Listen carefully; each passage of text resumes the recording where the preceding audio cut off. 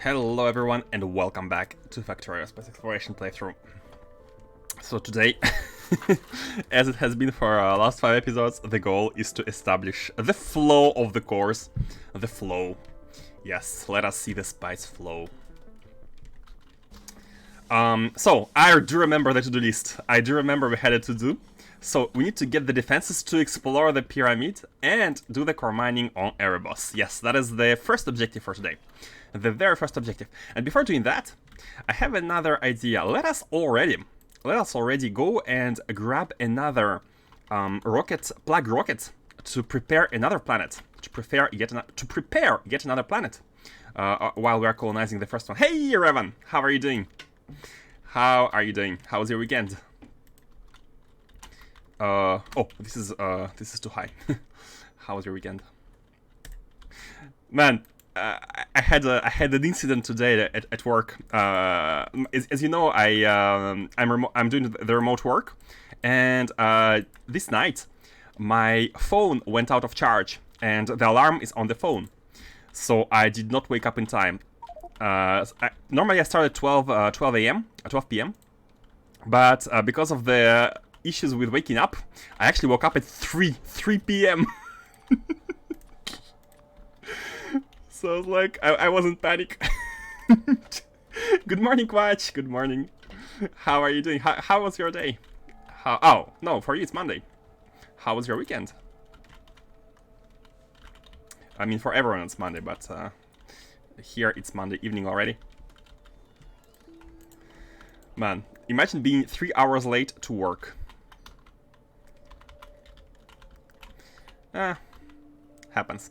So what we need to do is we need to set up the next capsule, the next plug rocket to go on the next planet. We're gonna be preparing it already, and we also need to package it into a capsule, right? Into a capsule. Where are the delivery capsules? So here it is. We need explosive heat. Yeah, let's grab some of them. I think we are making them at the mall already. Let's grab them and let's package the next plug rocket. So I think everything should be ready. Everything should be ready. All we need to do is to make the spaceship fly and bring the cores. We need to mine them, of course, but that should be super easy. Today we shall see the copper flow. I'm not gonna go to sleep until we see it, until we have it. So let me bring a bunch of delivery capsules there.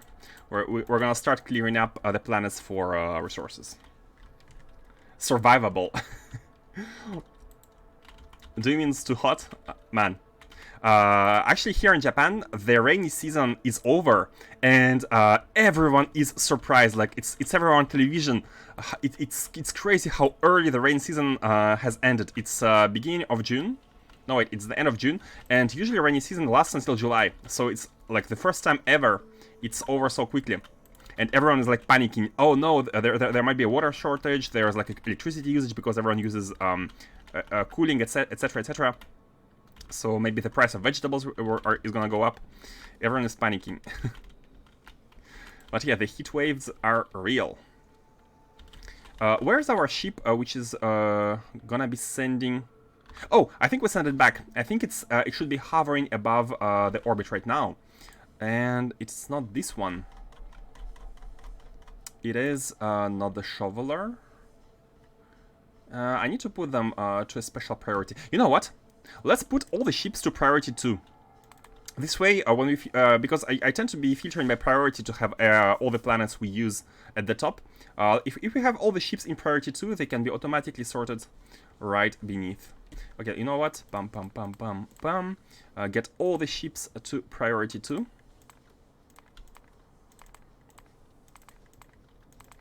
Like that, and now we can re-enable everything and filter again by priority, like that. So all the ships are here first, and all our things are here. Now, which one was the one? It's the one which is in space. Here, this one. Oh yeah, Tanstaffel. Oh yes, the one you have named. So let's have it anchor. Let's load it with another weapon of mass destruction and send it to another planet.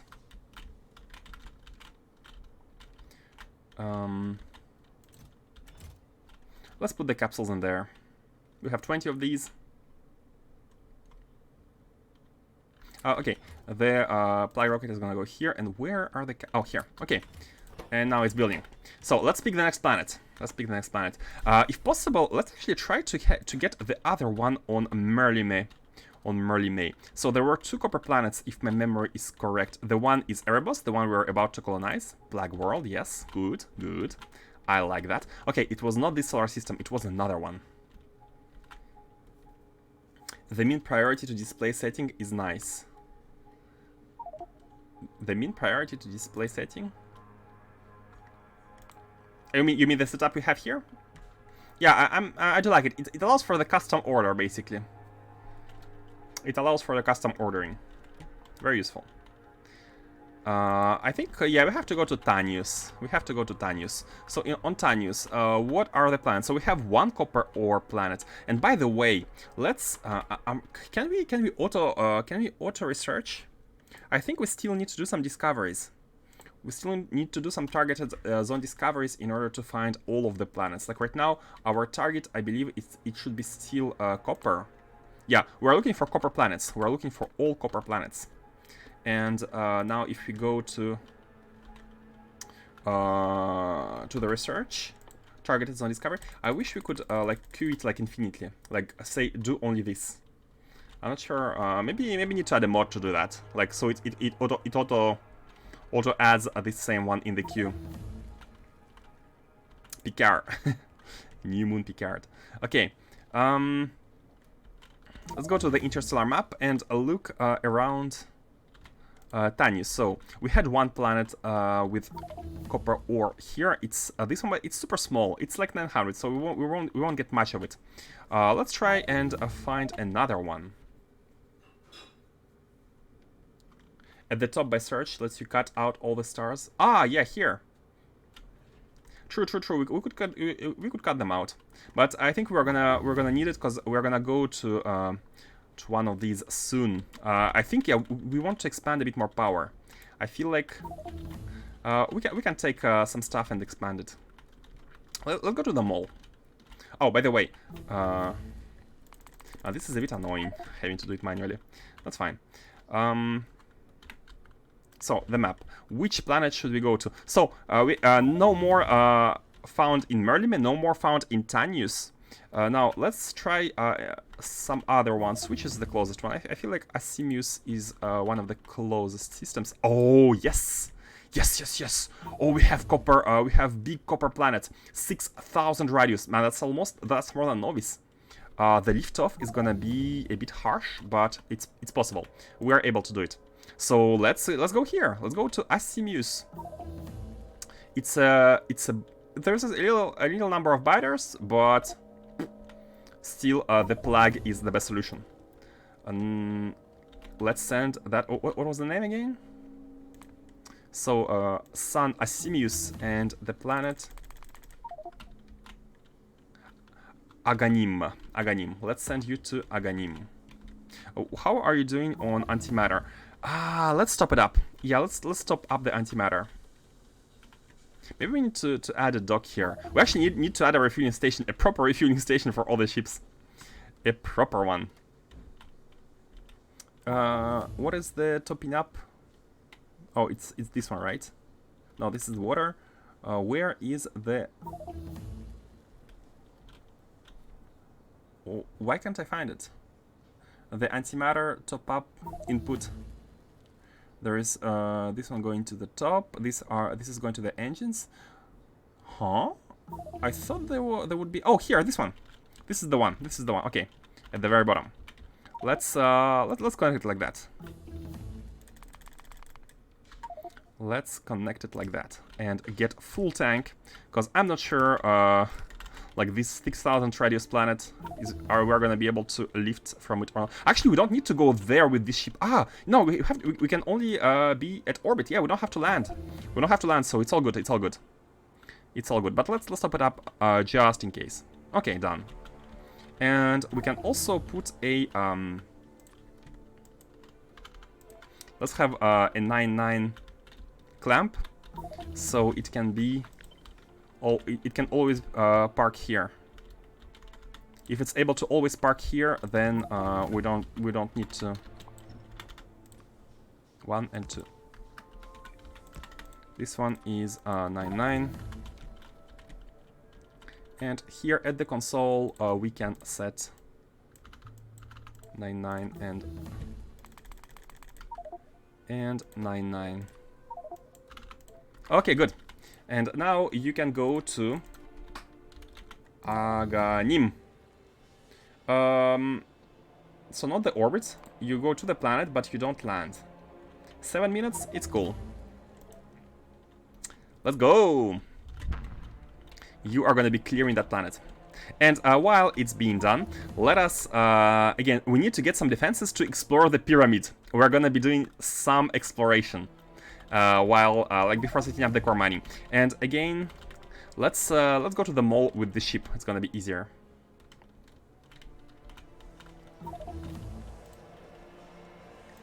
Just launch. Oh, disable the... I think it's... it's not disabled. Disable the auto land. Launch, and let's go to the mall. Huh? Oh. The technology screen has opened. So we will grab everything we need, and what we need is we need to make some defenses first of all to be able, like I think laser defenses can be good. We can make this a suit next time, but for now let's drop some stuff here. Let's drop these. Drop the vulcanite. We have like 1 core fragment, which is fine. And let's put another tile. I think a second Dyson tile could be good because we're kind of short. We're kind of limited with how much energy we could ascend. So this requires 9,000. It requires 9,000 landfill and 550 panels. We could take 3,500. Okay, that's not bad. Bam.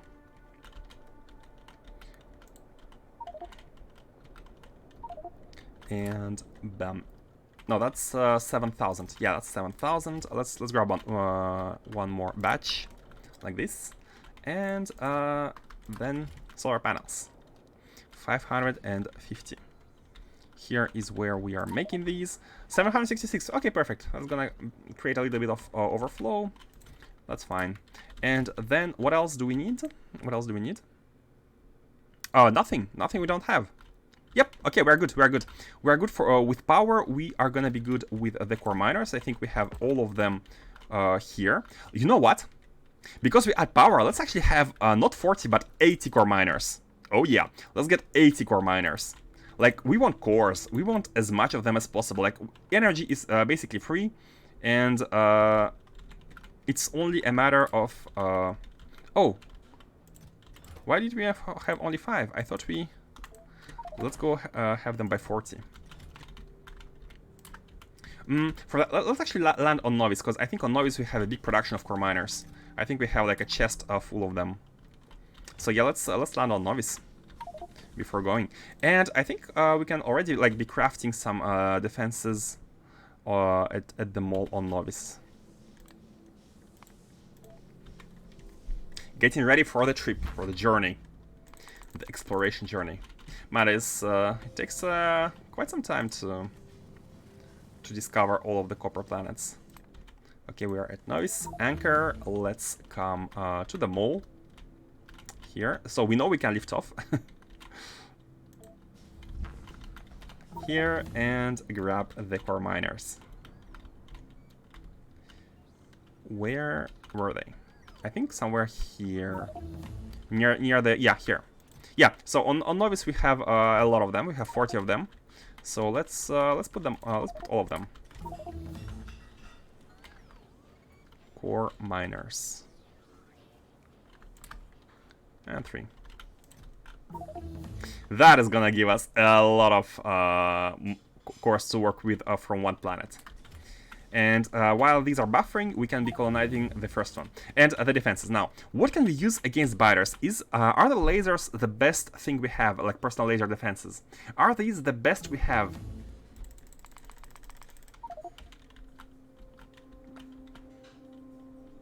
I mean, it's the easiest ones. We could also craft some capsules.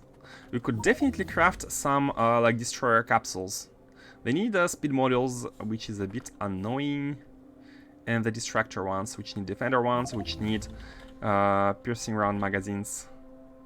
I mean, we could like have them made at the mall without too much trouble, I think. Yeah, let's just do it, and let's do it in the proper way here. So these are gonna be the defender capsules. These need ammunition, which we don't have. So let's do that as well. No, this was fine. I think we have some ammunition at the old base, but it's been a while. We haven't used it for a long time. Let's do it like that. And wait, how do you want it to be? Ah, it's fine. It's fine. We might need it for something else. Who knows? So this one is gonna be the basic one. This one is gonna be the normal one. And how much do we want? Yeah, 300. Why not? Grenades. Do grenades do... Oh, we have the guns. Yes, you're right. Oh, Revan, you are so right. I forgot about these. Let's okay, let's forget about capsules. Let's forget about capsules and let's use the big tools, the big guns. And you know where they are? They are here in a secret chest. In a secret chest, we have a Tesla gun and we have a cryo gun and a productivity model 9. Let's get them. Now we need to make ammunition for these in space, but I still think that having personal like laser defenses is gonna be immensely helpful because it's kind of automatic. So let's actually build the laser defenses, not the robots, but the defenses, the laser turrets. Yeah, thanks for the tip. This one is amazing. This one is amazing. I think we might be having yeah, we have everything. We even have the... It's all of glass, but okay. We even have... should we still build these, just in case? Okay. Let's do it. Iron and these, yeah. So making some lasers. Now, biogun, we don't have it yet. I have never made a biogun. We have the cryogun. It is super easy to make. What's the ammunition? Bio something, I guess.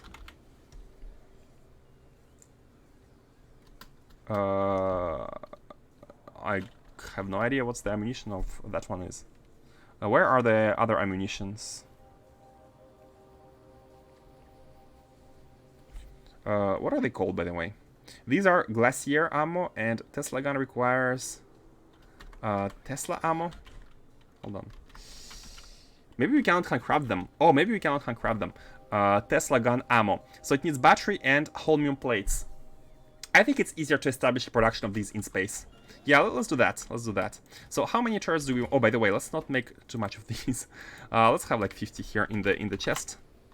And let's grab 10. I find Tesla gun sufficient. Okay, I have no idea. It's gonna be the first time. Let's test it out. So go back to the orbit. Let's establish some crafting for the ammunition.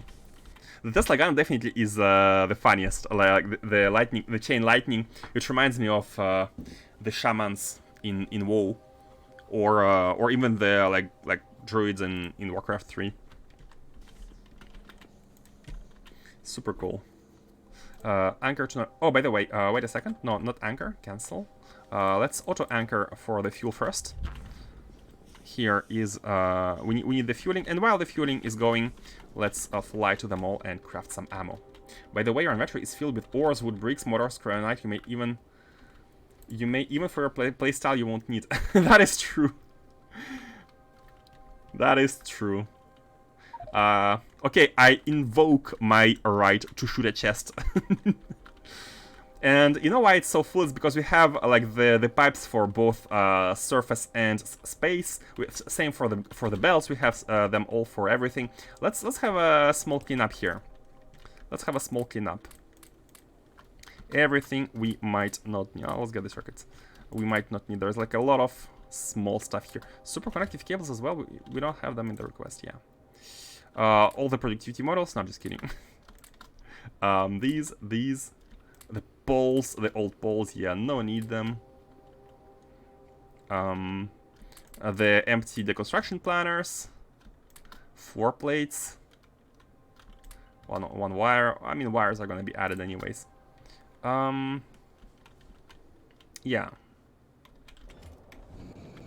Oh! Oh, stop it. That's so funny. Oh! It gave water ice! Oh! It gave water ice! I mean, it's easy to make it. It's easy to produce it, but...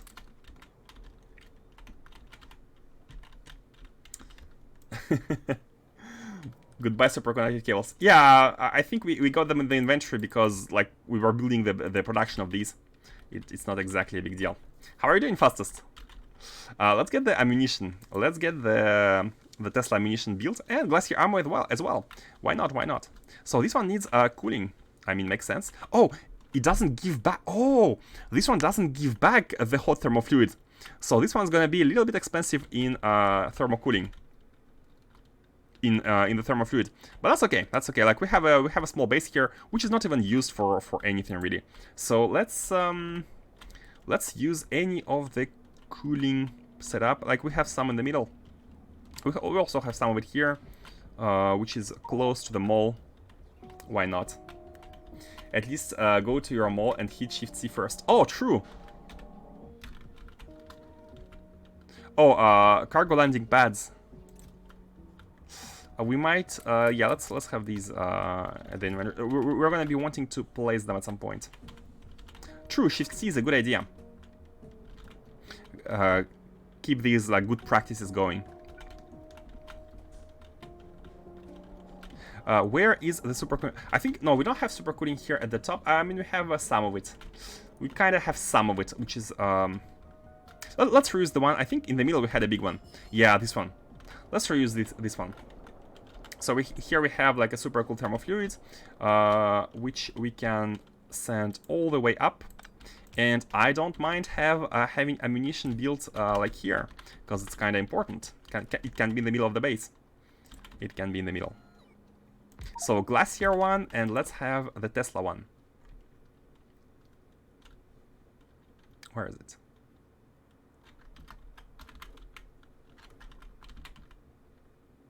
Oh, maybe we can build it here. Tesla gun. In the electromagnetics facility. Oh, that's interesting. I mean, that does make sense. And the bio, the cryo. What was the name? Glacier. In thermodynamics, makes sense. Okay, so not here. I mean, we could make like one of each. I mean, I don't think we are gonna be using them too much. We have plasma generator. Need to find them. I think it's the easiest way to do it is go into N mode and place the blueprints. Still have to find them. Okay, thermodynamics is gonna be here, and electromagnetics is gonna be here, like that. Which I think it's pretty easy to, like, we won't need a big throughput of this, so do this and maybe put a beacon. Yeah, that should be sufficient. That should suffice. Okay, put this one in, and let's do some small requests. We can have a request for both at the same time. It doesn't really matter. Or man, I know it's actually simpler to do this. Shift right click, shift left click. Cool. And they can go into their respective storage boxes.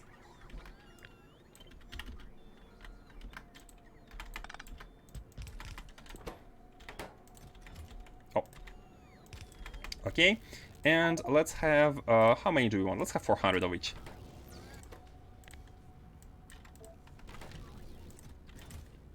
That's pretty fast. You know what? Let's have 800. This is gonna be the ammunition. And this is gonna be the glacier ammunition.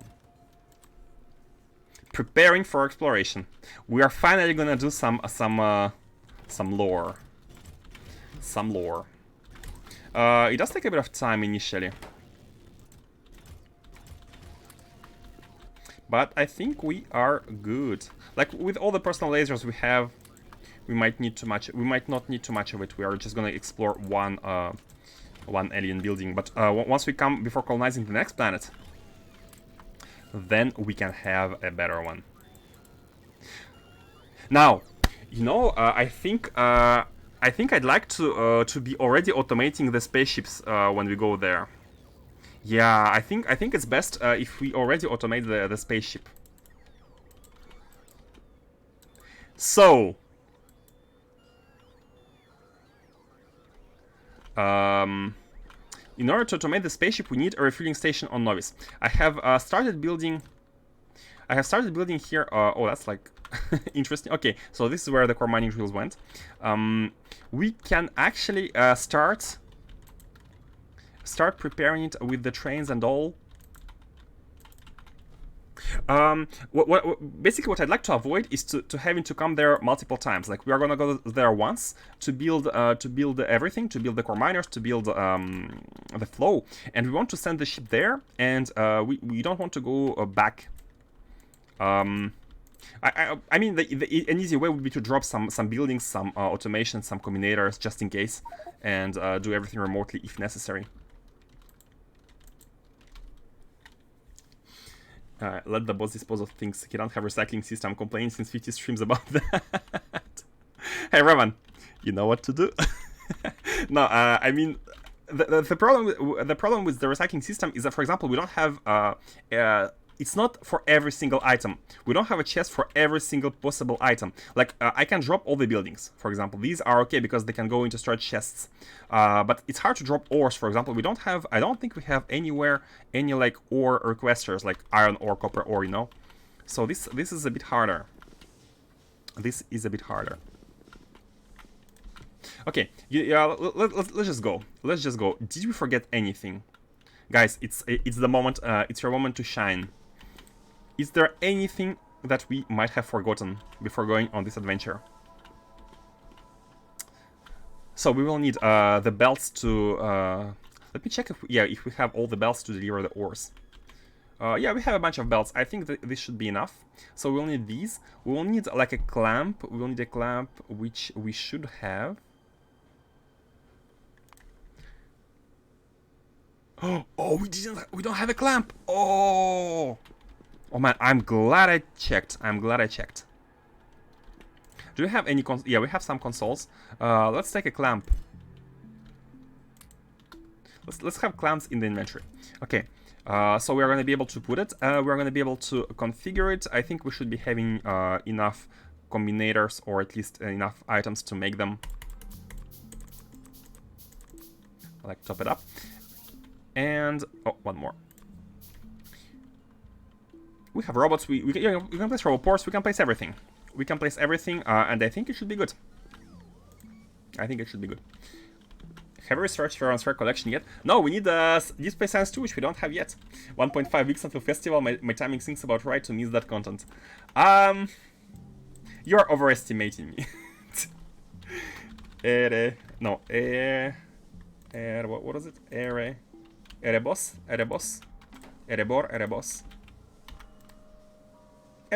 Oh, before going to Erebos, let's go to the sun and place a new Dyson tile. So, Merlimay. Remember that one. Merlimay orbit. Let's go! Hopefully nothing is forgotten. The voyage should take us about 7 minutes, if my memory is correct, at max speed. And by the way, like, we're exiting planet gravity well, right? So the current max speed should not be... this one is the one in between planets, right? In the solar system, while we're within the sun's gravity well, it should be a bit less. Yeah, 7 minutes, that's about right. That's about right. So, let's think about how we should automate the spaceships. Now, about the clamps, an easy way would be to always have the same number. Like if we have the same number, which is always matching, then it's easy. But on Novice, for example, we might not want to be having. We're going to be using one station for refueling, and the refueling station, I'd like it to be usable by many ships at once, because like we don't want to be building one refueling station per ship, right? So for this, we might want to have a clamp ID, which is going to be a bit different for the refueling. So we'll need to be switching between these. So we can of course put a memory. We can put a memory where we store the ID until next time. And I do have the logic for that. I have worked it out the other day. We can store the memory of a clamp and the planet side, and basically every single location is going to be sending the ship on its journey to the next one. Or should the ship be in charge of that?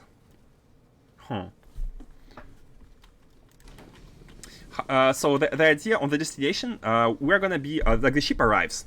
It lands because of the matching clamp, and it needs to go back to Novice orbit. It passes through Novice orbit to refuel. Or should it? Yeah, it should go to Novice orbit first, I think. To refuel, and then drop the items. Drop everything at Morse. After which it takes off immediately and goes... Oh! No, we want to be going... So we're going to be having two landings in sequence. We're landing at Morse, we're lifting off from Morse, we're landing at the cores, we're lifting off from the cores, and only then we are going to be refueling. Are we going to be having enough fuel for that? Glances at the Village Redemption and back to Revan. I tried to hint about it, but... I mean, the system is almost there, right? The recycling system is almost there, except that it doesn't have all of the items. It doesn't have all of the items. 4 minutes to go. All we need is basically to put some storage chests filtered with everything we might want to be getting rid of, which is like iron ore, copper ore, etc., etc. So it's just a matter of placing enough storage chests at the correct location. Which is not that hard. Like we can use the recycling rockets for the ores. What to do about the wood? The wood is always an issue. So how should we automate it? How should we automate it? Yeah, first of all, we need to see whether the two tanks here, we have two tanks of antimatter. Are these gonna be enough for two liftoffs? One at Morse. The Morse one is an easy one. I think it only costs something like 10k, if my memory is correct. But then the other one is going to depend on the planet. Maybe we want to add more fuel tanks here. What's the integrity? Oh yeah, we have some container stress to spare. So what might be smart is adding like more fuel tanks, but the problem is we don't have space. We can expand a bit the ship towards the bottom and add like some of them like here and here, for example, which could be good. But we also need to be careful, to be mindful of the hull stress here.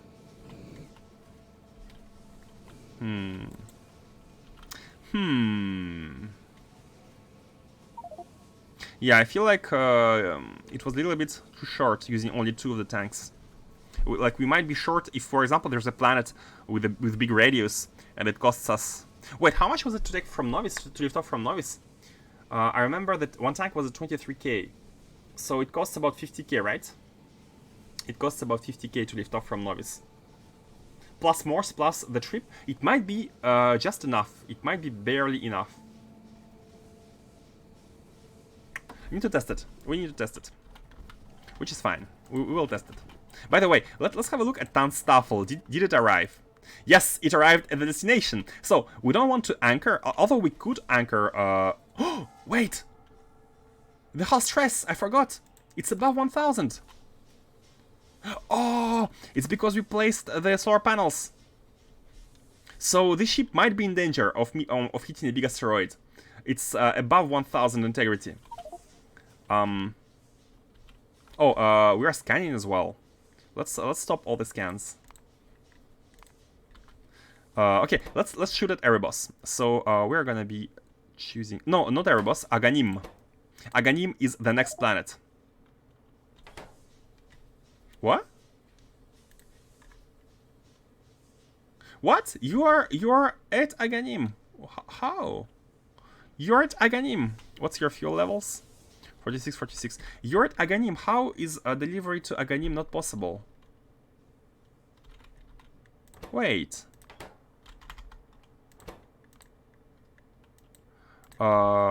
It's here. It's within the... What? Anchor in orbit. Ah, true. We might need to go to orbit. We might need to anchor... oh, yeah, true. A ship might need to be anchored first. Makes sense, makes sense. Maybe that's how we did it last time. So anchor to the orbit first. Yeah, the weird quote-unquote space zone. Okay, and now we should be able to do it. Aghanim, and choose coordinates.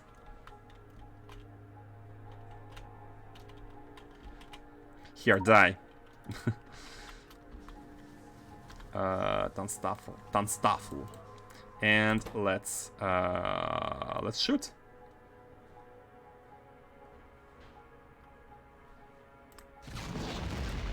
Okay. And now you need to go back to novice orbit.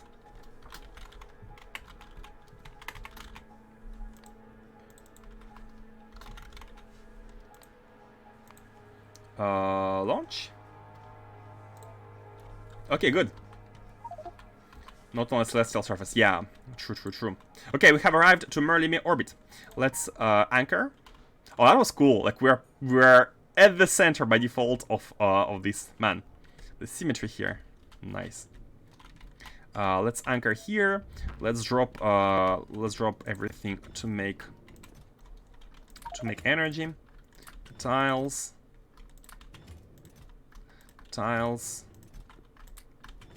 And the solar panels. Yep, should be good. Let's keep 3 of these in the inventory. Disable my own robots, and let's get the tile going.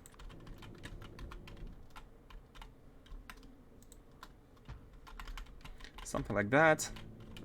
And with this, we should be able to add more power if needed. If needed to Merlime for the big core mining operations. Now, and let's go to, not Merlime, but let's go, oh, did we drop everything we wanted to? Do we have the, yeah, we have these, okay, we kind of have everything. So that's good. Let's go to the planet, Erebus. That's a lot of core miners. Yeah, like, I mean, why not, right? Why not? Like, energy is free. Drop the solar beaming stuff. I think it is. We have 2 beam emitters, we have chambers, and we have injectors. So that should be good. To automatically expand, we have robots, we have everything. Actually, robots may die. Ah, no, these are construction robots. They won't die. Perfect. Airbus, let's go. And let's also let's actually estimate how much antimatter fuel is gonna take us to lift off.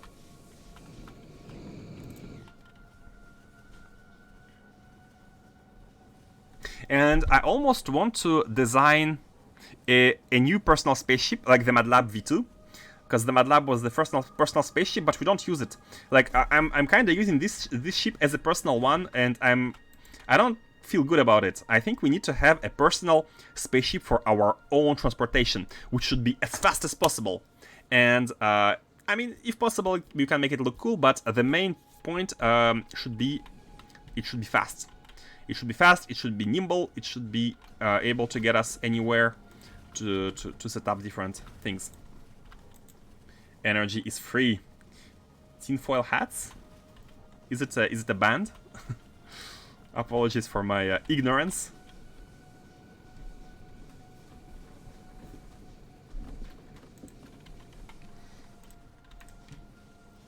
1 minute to go there. Yeah, like we only have 6 antimatter engines. Guys, we can do better. We can do better. What is this? 6 engines? That's nothing. That is nothing. So I feel like the optimal shape would be a rhomb. Something like a rhomb, you know, where the engines go like this, and then like this, and then like we do that. But a rhomb is might be a little bit, might not be very interesting. So we might try some funky design. Tinfoil hats are what crazy people wear to prevent the government from listening to their thoughts. Ah! Ah!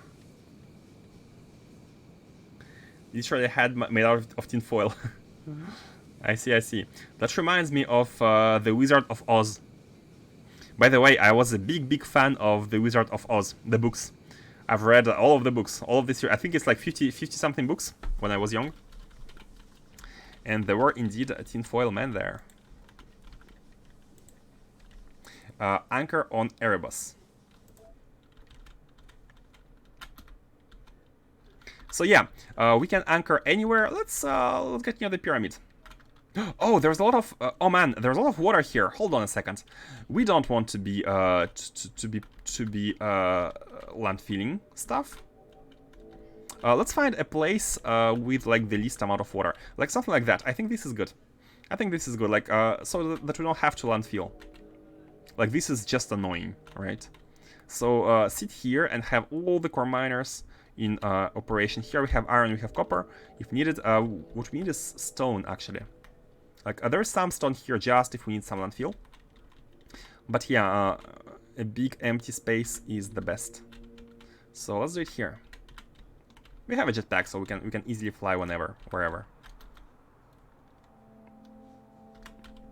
Yeah, let's sit at the end of the lakes here, or right above them, and start core mining on the right-hand side. Yeah, and they came along with crazy conspiracy theories, just like energy is free, and you are just not allowed to use free energy. Oh yeah, of course, energy is free. Everyone knows that. Everyone who has Dyson Sphere knows that. Right? Unfortunately, humanity doesn't have it yet. Just yet. Just yet. By the way, there was a cool video by Kurgesakt on YouTube about an eventuality of building a Dyson Sphere. Like, what would it cost? Is it feasible? Not gonna spoil anything. Watch it. I'd like to have some. We also need energy beaming set up somewhere. Like this is cool and all, but there's. I hate the lakes. I hate the swamp.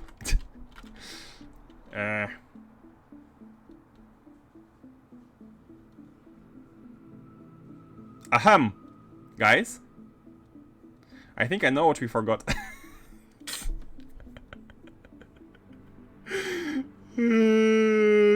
Come on. Heat exchangers. We have only one. Wait. We can send, while we are building stuff, we can send another ship with the delivery. So let's see what we might need. Heat temperature, high temperature turbines. I think that's good enough. That is good enough.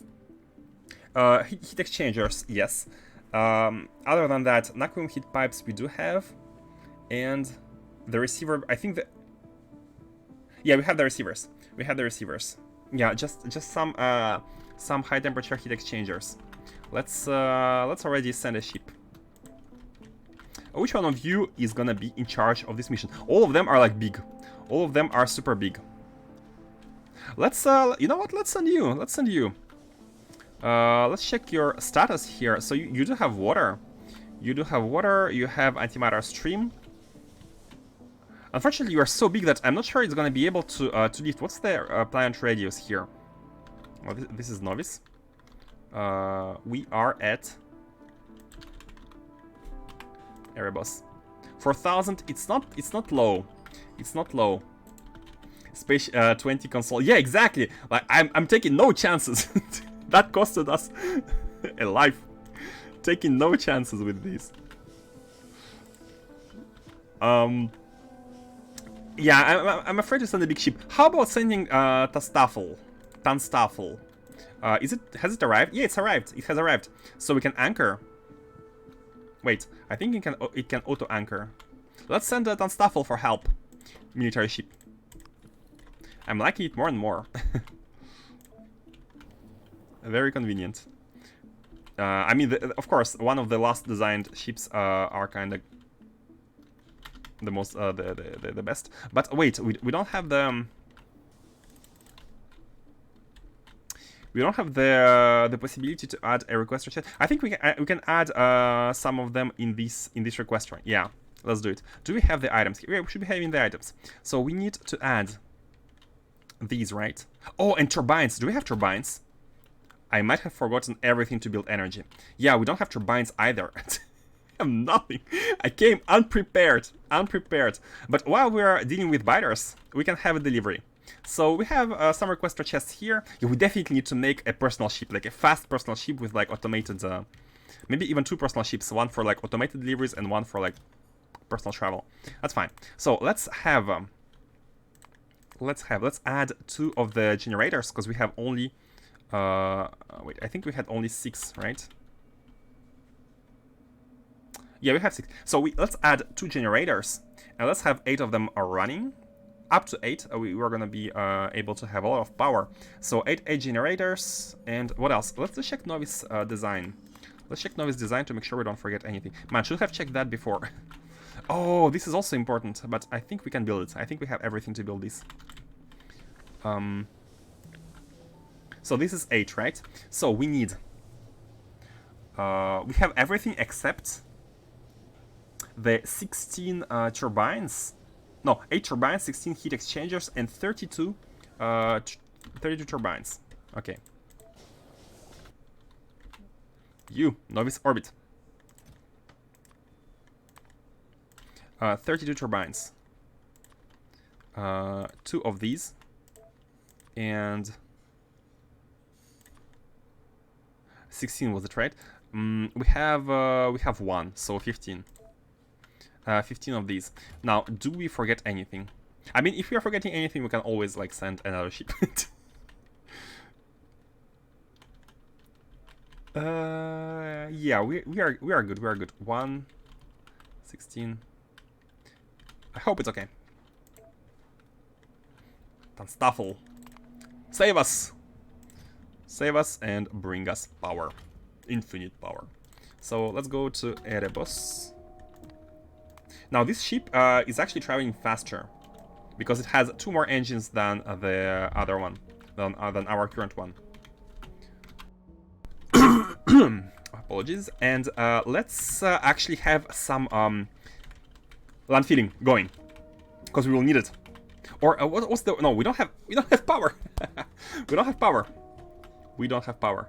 The stone is here. Is there any bigger patch of stone? No. Okay, you know what we can do? We can already prepare for making power. Prepare for making power by placing down the blueprint. Novice.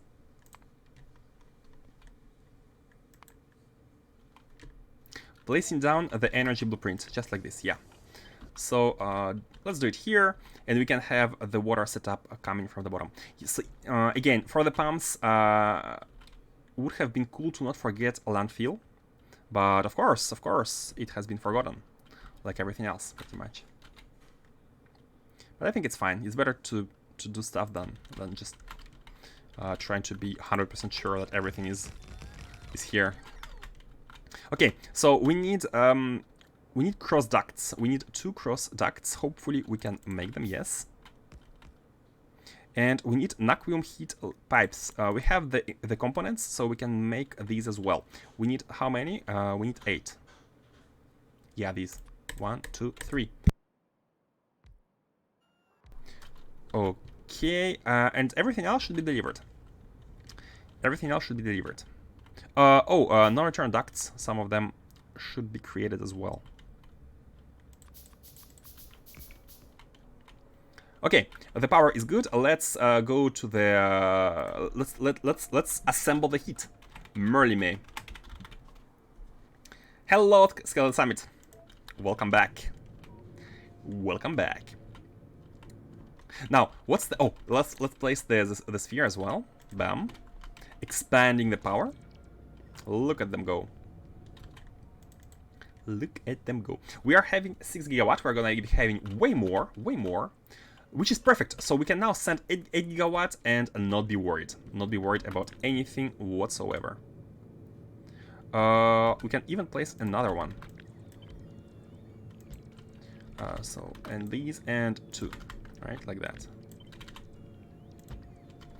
And this is gonna be... Oh, wait, this is 16. It's not 8. What am I doing? This is 16. No, this is 8. What are we doing today? Today we're colonizing a planet, and we are starting core mining the copper ore. Because we are consuming tons of it. Literal tons. Calamity orbit. Okay, so while the ship is arriving, let's try to explore the the pyramid. Let's see how it goes. Let's see what we find, what loot we can find, and oh yeah, let's actually point the stuff to heat the energy. Merly May. The core mining must be enabled. Energize Erebos and let's go. Bam. Done. While it's heating, lock and load. Too much water here. Yeah. Oh wow, look at the yellow biome. I haven't I don't think I have ever seen it. Not sure. Small yellow mutated stuff. Okay, so we need I'm not saving, by the way. I'm not saving. If we die, we die. But I think it should be good. So jetpack, it doesn't work inside. Doesn't work inside. Wait, how are we still in the air? Oh, there's a default jetpack. Okay, so jetpack doesn't work. We can place instead the laser defenses. And let's also remove left support. No, we shouldn't remove left support. No, I think that's good. So let's go. Man, it's easy. It's easy not to die. Oh, come on. It's easy not to die.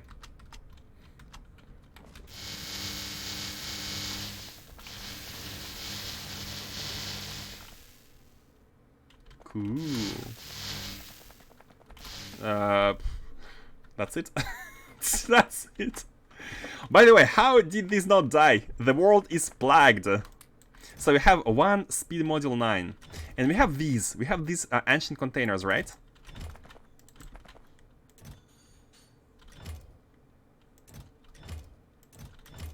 I cannot pick them up. Cannot pick them up. Enter doesn't work as well. Enter works nowhere. So there are symbols here, and there were also symbols. There were also symbols at Shenong. I think, like if we need to kind of understand what they mean, it would be good to have like a screenshots going. Like we should screenshot this one, and like we should compare it, and then we should. Come on, can you please despawn? I feel like screenshotting is the way to go. Like we need to compare and try to figure out what they could mean. Like at first glance, it feels like constellations, like the Stargate constellation. So there is a main one here, and there are secondary ones. And here we have 3 triangles. These look like pyramids. Oh, do they symbolize pyramids? I cannot see what exactly what's here in the middle. Again, it feels like there is a main one and 3 optional ones. Main one, optional ones. Only 10 slots? Yeah, only 10 slots. Ancient container. Huh. Interesting. But I don't think we can do anything with it. As of now. And we cannot squeak through. Yeah, I feel like we need to kind of... Oh, look at the light. Oh, the light is cool. I feel like we need to have screenshots going and try to like compile them. Especially considering the fact that almost every planet has these buildings. So we definitely need to kind of compile them. Compile what's inside. But let's do that once we have a personal spaceship. We can go from planet to planet and grab everything. I did like the Tesla gun, by the way. That was very enjoyable. Now, is this ship here? Anchor and Erebus. Yeah, it is. What's the... Okay, cool. We are good. So you are gonna anchor, I mean, nearby. If you walk out and back, it clears the dead baroness. Oh, really? Let me try. Hello, Robot Wars. How are you doing? Oh, no more biters indeed. No more biters. Oh, that's cool. Yeah, there is indeed like one main symbol and secondary symbols. A main one and secondary ones. And this container. Yeah, I think we cannot do anything without compiling them, without like combining the information. First of all, we'll need to check. I'd like to check, for example, all of them on our solar system, and see whether like they have anything in common. So then we can go to another solar system and check the ones on the other solar system and see if there's like one thing which is different between them, which could basically mean like this part is the one which defines which system it is, right? So by comparing the differences, we might figure it out. Maybe check the journal. Oh, good idea. Exploration journal.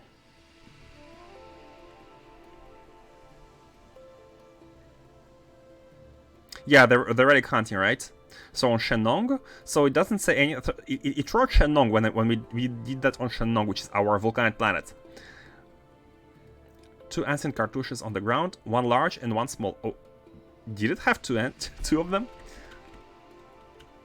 Some sort of huge ring-shaped artifact was found in the anomaly. 2 things are immediately obvious. 1, it's ancient. 2, the technology is completely different from my own. Yeah. Precursor race. Precursor race, right? I learned from T-Haxt, he says, let's just step out of the janitor to clean up and then we go back inside.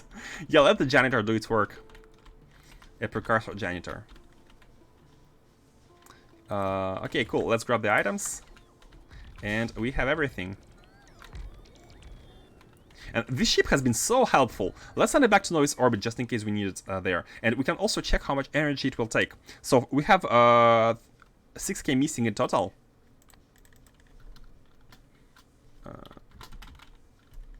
Novice orbit.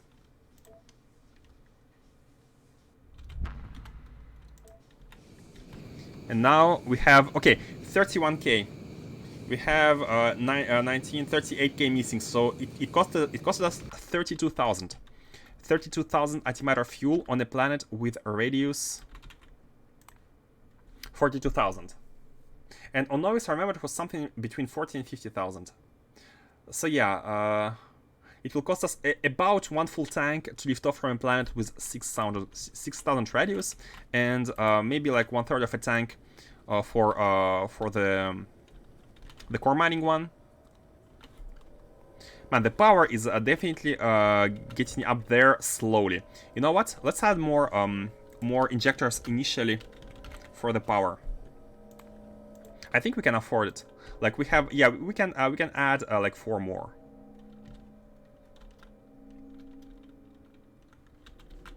$42,000. That's the biggest planet. Yeah. And we have found a bigger one yet. We have found a 6,000 one.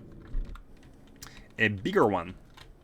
Which we also want to tap into. Okay, and let's go with the core mining setup. While this is being done. We need... Come on now. We need... By the way, how much water? I think we don't need to have like a super big build. We can just place pumps in any way we want. So 2 of these need 1 pump basically. Yeah, 2 of these are 1 pump, so we need 8 pumps with this. We need 8 pumps. We don't need land filling and doing some cool stuff here. We have, okay. Let's have 8 pumps going. Wait, 8 pumps is a bit... I think it's fine. I think it's fine if we inject 2 of them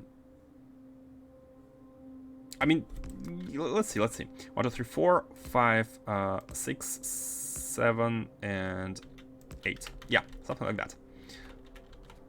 So what I was thinking about is the fact that we can only have 6 inputs in a duct intake.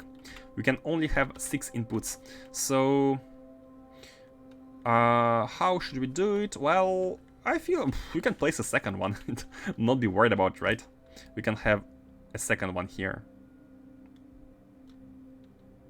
Maybe not like right here, but something like that. So this way we can have a T-junction. T-junction, let's even place it 2 tiles lower, so we can have duct, duct, and we can have a straight like that in the middle. And here, oh, we need 2 more no return. These are the pumps basically. So one here, and now in between we can place this one. Okay, and now we can connect. We can connect them. Bam. Bam.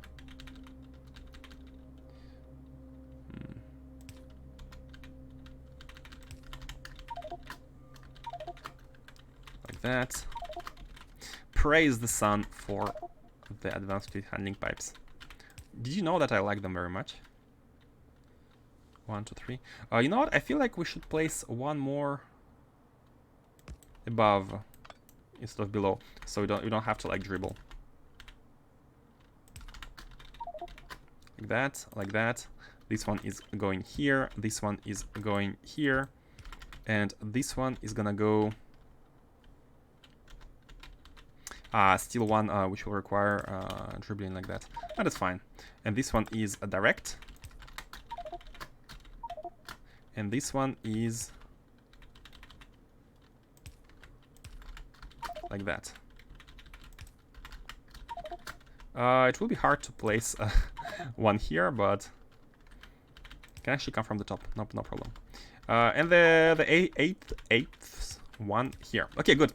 We have this. Now we need to power this up. And how is the power now? 3.4K. We need to wait until it's 5K to be able to use all of it, but I think it's done. I think it's done. There is no... Is there any blinking? Oh, yeah, cool. Oh yeah, the pumps. This allows us to see the what's missing. So we need 8 pumps. Oh, that's unfortunate. I have short multi-cylinder engines, I remember it. That is unfortunate.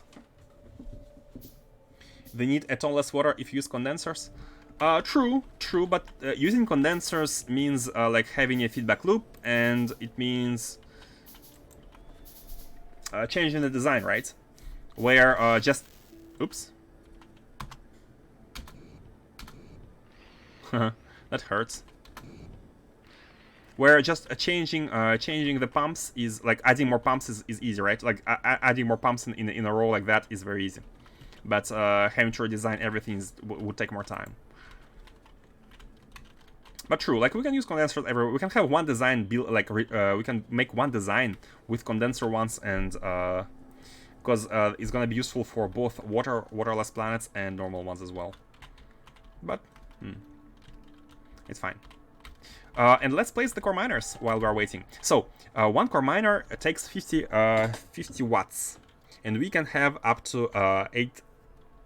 Actually, even more than 8. No, only 8 because we have enough turbines. We just have 8 turbines, so we can afford. 160. That's a lot.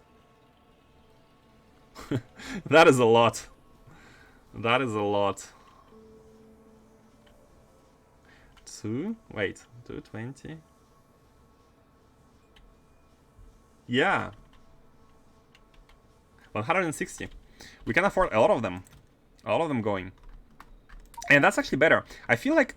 Oh my god, I have just taken everything. I feel like it's way better to have... what did I take from here?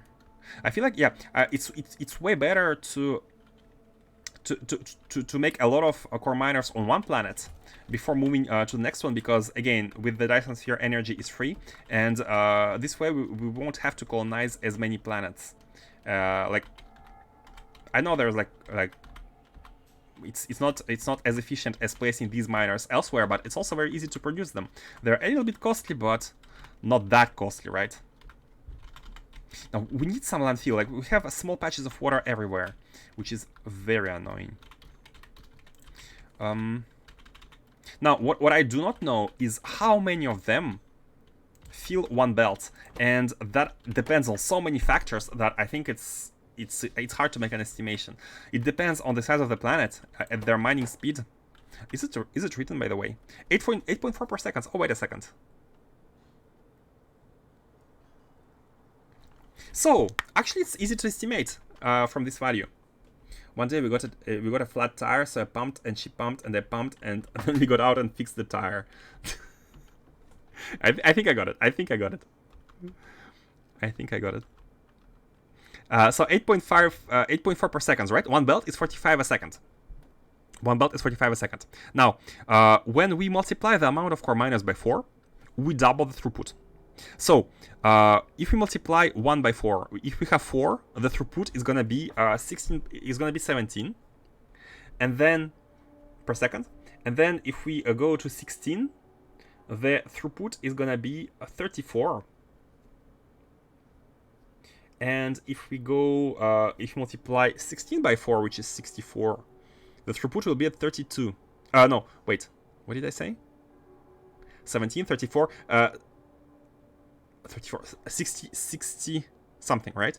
And that's with 6. So 64 would be an overkill for one belt. But if we have 64 at the top and 64 at the bottom, I feel like each one of them should be able to make a belt. Normally, they should be able to. Like, we're going to be able to have 2 belts, basically. 2 belts of cores. Right? Let us try.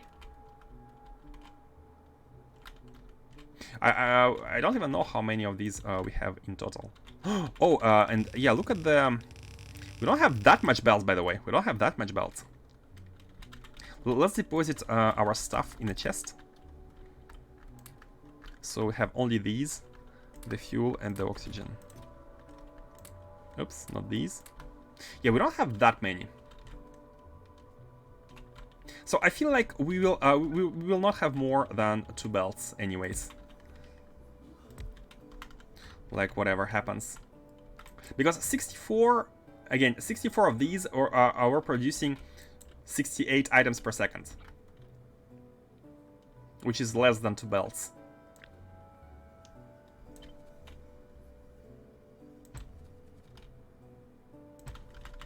We need robots as well, of course.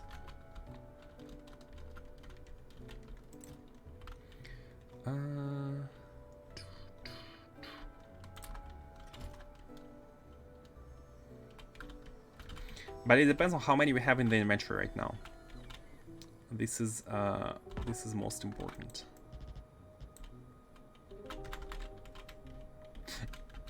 Come on, depositing everything is not the best idea. It's not the best idea.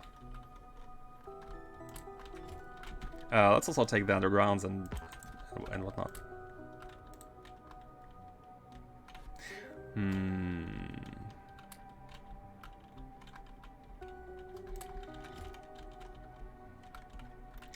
What's the sun situation?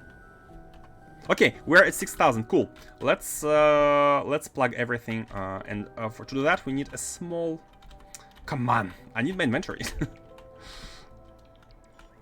Let's actually have these copied and placed so that we can free the inventory. We also need power.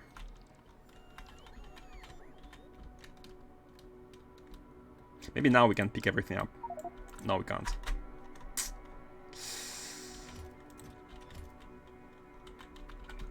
Okay, you know what? Make it easier so we don't have to fly every time.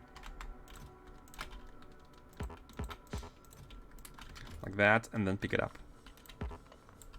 So what I want to do first is to make sure we have some landfill mined some landfill going. Oh, first of all, let's bootstrap this.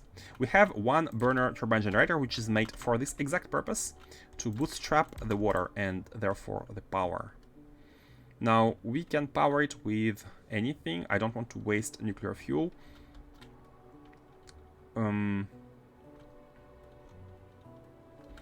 Is there anything else? Is there any coal patch? Should we waste the fuel? I mean, we could. It doesn't really matter. Do we have wood? Oh, do we?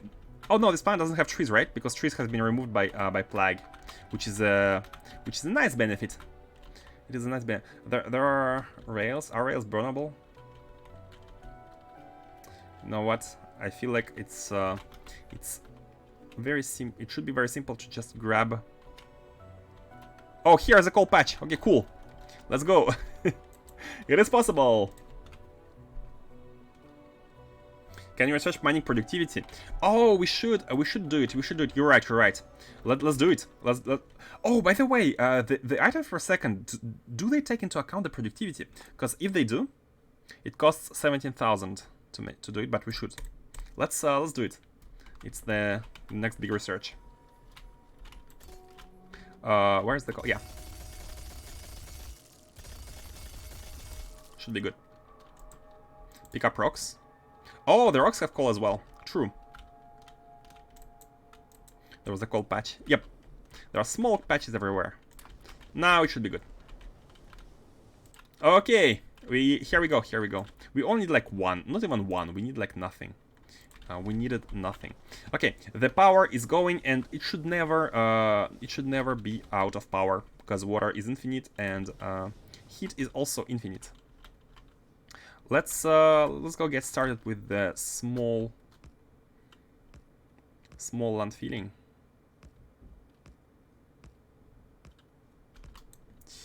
Where was it? Oh, all the way to the left. Yeah, I don't see another patch. Yeah. Yeah, mining productivity is important since we're getting started with core mining. Look at it being at 0.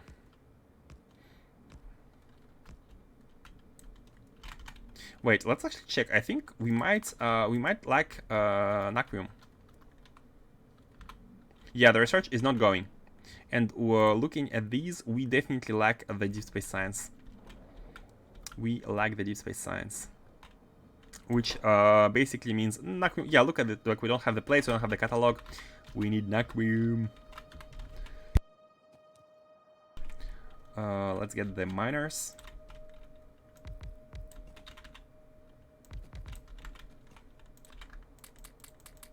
Since there's not much stone here, let's use productivity models anyways. Do that. Do that. Put an assembler. And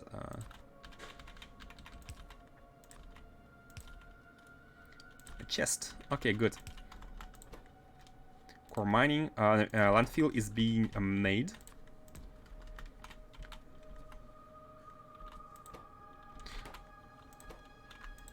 Oh yeah, no no productivity here. But I think we might be using. No, speed also is unnecessary. Okay, while this is going, let's continue the core mining. We have 12, yay. There is some oil here, but I don't think it's gonna be necessary. We are quite far, quite far indeed from the center. But fine. Will we have enough transport belts? That's my question. Now, how should we place these? If we place one here, it's not gonna hit the top. It is not gonna hit the top.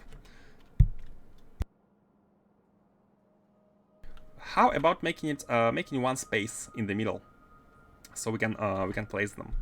It's either that or just putting yeah. You know what? It doesn't really matter. We can simply put a space in between two rows. Now we won't be having, but again, I don't know. I don't know if these if the number stated expected resources is with the productivity or not. Does it take into account the productivity or not? This is the my biggest question right now. So let's not calculate. Let's just see how many belts these do take. And let's go with these.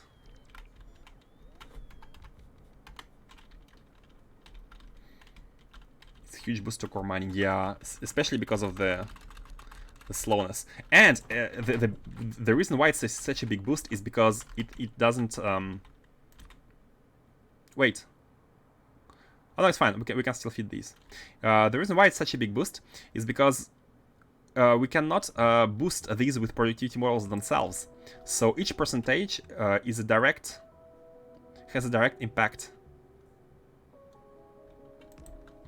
Has a bigger impact than on a machine which has productivity models, if that makes sense.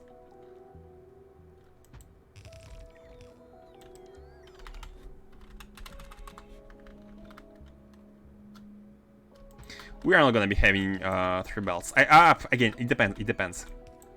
It does depend. Now, how many do we have now? We have 60. We have 60. This here and here. Oh. Too low.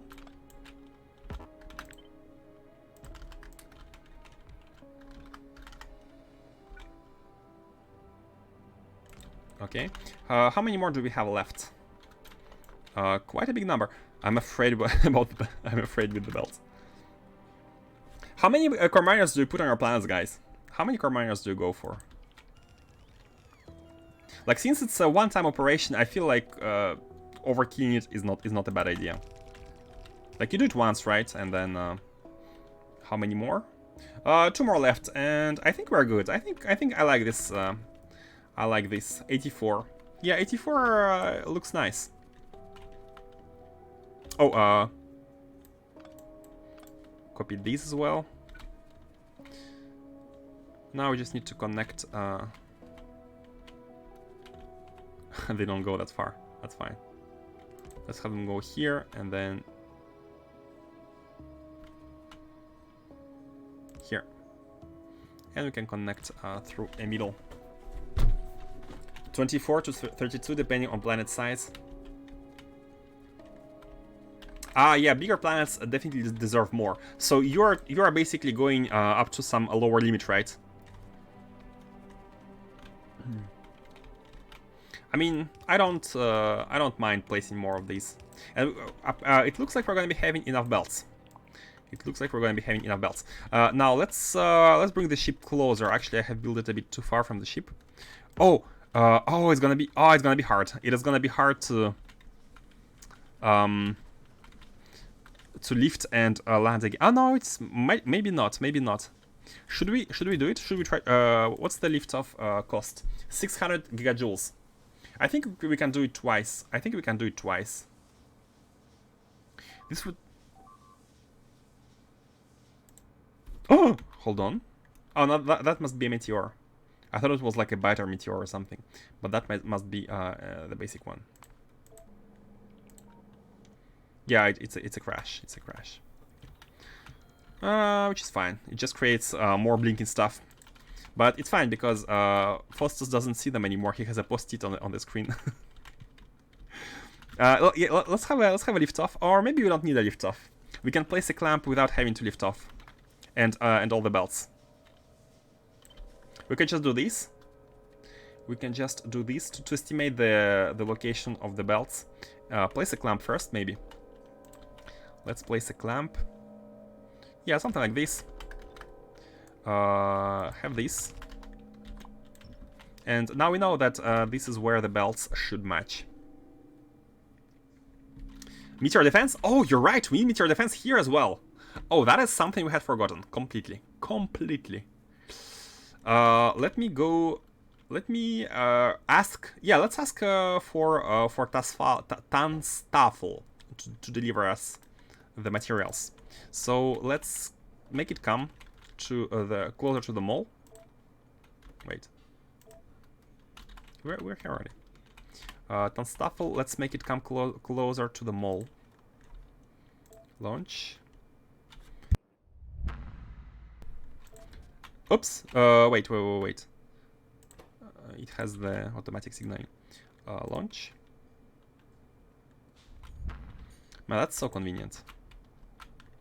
Auto deliveries. Semi-auto.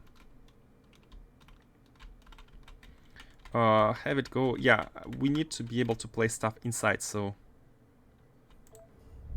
like that. It should be within the range. And oops, novice orbit. Wait. I forgot to clear. I forgot to clear these. Oh my god. That's fine. That is fine. Oh, by the way, let's set the requester for the other. Now we have enough of them. That's fine. Let's get the cannons. I think we're producing them at the orbit. I'm going with 8 everywhere. 8 is like a nice number. And the defenses, let's go with 200 as initial. 200 is just 1 row. Let's go with 400, 2 rows. Are processing stuff here on that oil moon. The core mining is gonna be processed on the oil moon, because the idea is to distribute it using rockets everywhere in the solar system, and that mostly means novice and novice orbit. So if you want any resource from core mining, we're gonna be shooting it using a rocket anywhere in the solar system, and because Morse is not very big, the fuel cost is gonna be super low and easily recyclable. Let's ask for 600. 1 more row.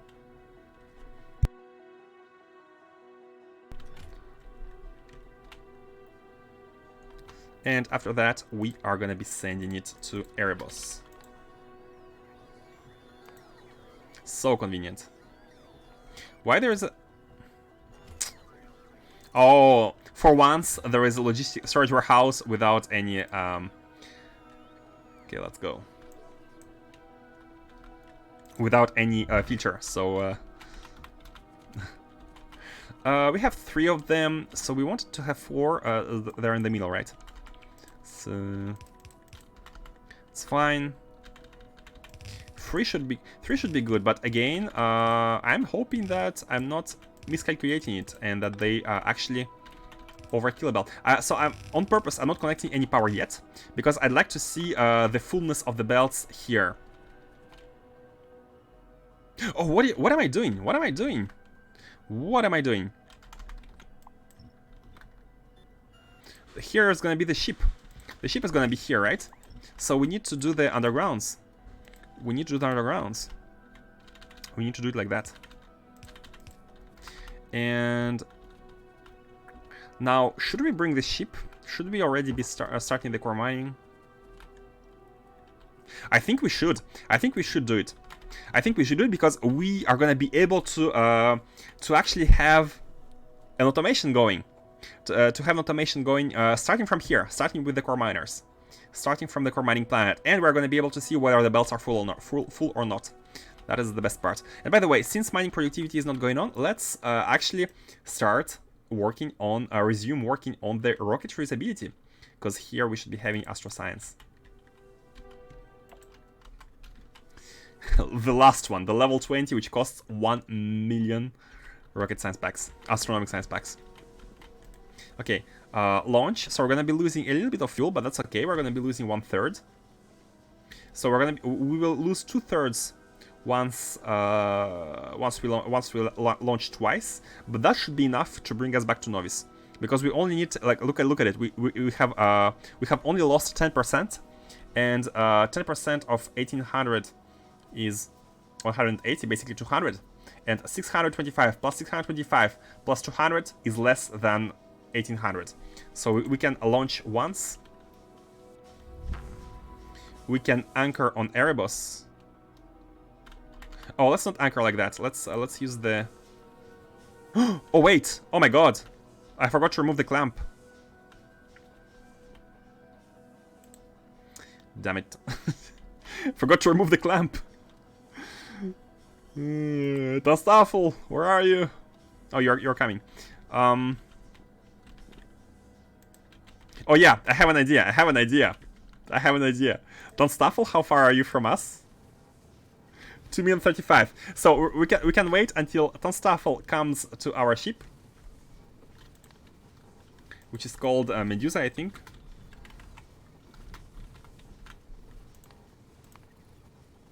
It's gonna come to the ship. We will board Tonstaffel, and we will land on the planet using Tonstaffel, remove the clamp, and have the ship auto clamp to that one. Let's set up the auto clamp. Erebus. So this one is one. What should we call it? Oh, by the way, we need to decide on it. We need to decide on that, and the reason to this is that here on Novice Orbit, we should like kind of codename all of the clamps, especially for those with the resources. So the iron ore, the iron core fragments are delivered here, and I'm not seeing any clamp. Did I really forget to place the clamp here? That does seem like it. Oh my god. You know, we can go with something like, I don't know, start with 256 and have 256 be the iron, 257 be the copper, etc, etc. Yeah, let's do it like that. Let's have 257 be the copper. Did it arrive? Erebus. And this one is gonna be 257. We need to kind of remember it somewhere. I mean, it's easy to check it again, but let's remember it somewhere afterwards. 257. This is going to be removed once this arrives. 50 seconds. So the fuel situation, yeah, we're at 30k. We're going to be able to lift off once again, which is going to cost us 15k each. And we're going to be having only 30k in total to go back, which should be good enough. We do have a lot of pulverizers here. Oh, these were destined for Morse to like build. But since we are producing them manually in the mall, we don't need these anymore here. We can empty all of it. Let's actually take the space pipes here. Oops.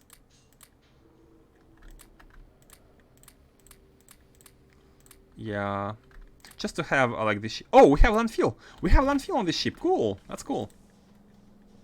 So Tonstaffel should have arrived, or yeah, it has arrived. Now we can now say to the ship, go to Tonstaffel, and we can board it. And now, what? Oh, there is like a request for chat. No. Oh, yeah, that's the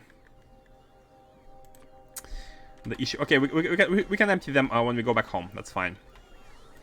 So, no boarding Medusa. You should board Erebus.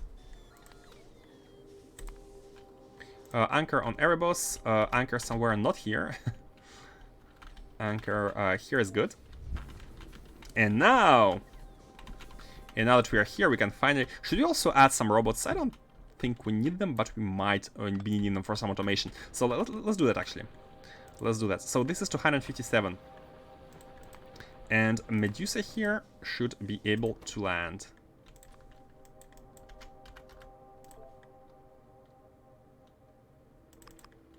Oh, of course, it needs to go to the planet. Okay, got it. It's here and it's in front. It's in front. So let's have a look at the belts. That is the most important part. What? Hold on a second.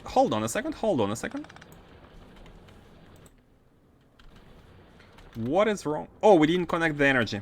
We're using the ship's energy. Oh my god. We're using the antimatter. Okay, now we should be good. Antimatter for core mining. How wasteful. Why is it 5? Oh, I didn't handle the case when the charge is too high. Maybe we have dropped even below what we were able to handle in the first place. And this is, yeah, this is like we're gonna be wasting antimatter. Let me remove it, actually. Is it possible to have ships not connect wires when they land? I don't want them to... Oh no, wait a second. Oh yeah, it's not, the wires aren't connected. The problem is that these are within the substation here. But that's fine. So we should be having 10 gigawatt, yeah, because we have the ship as well. And now they should be mining. So let's see how full the belts are. Let's check the fullness of the belts. Pretty promising, very promising. They won't be full at all.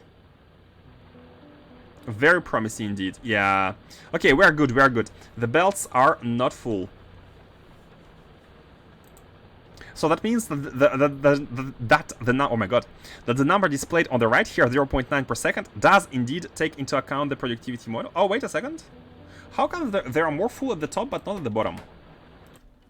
So the power is of course very good. How comes there the top belt is kind of full?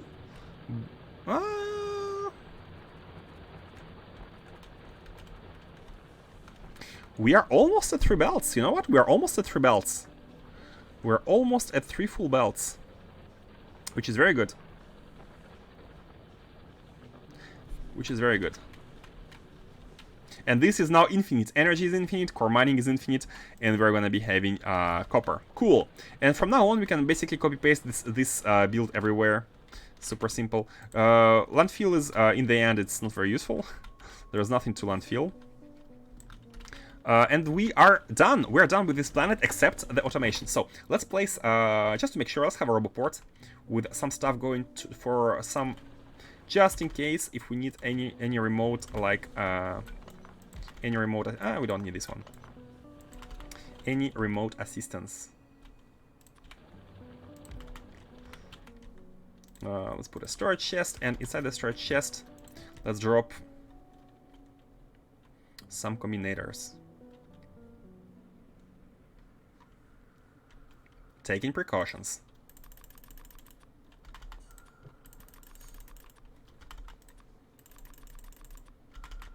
Some of these. Oh, are there robots as well?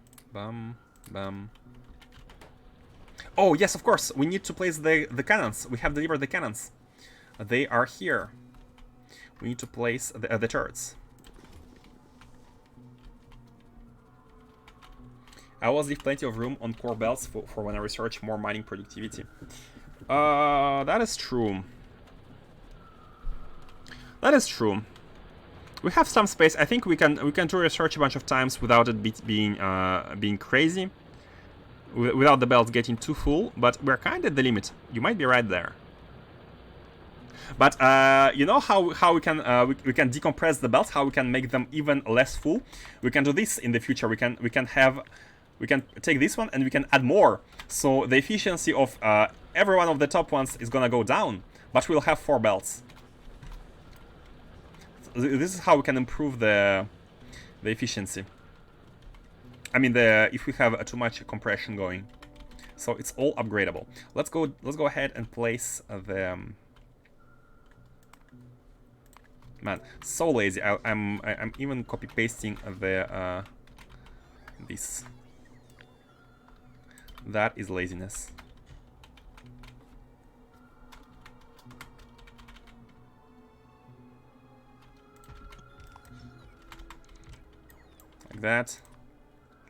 Like that, and yeah, and let's have 15 each one of these.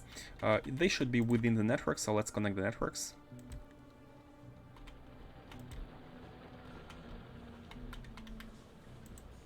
Here, and let's place the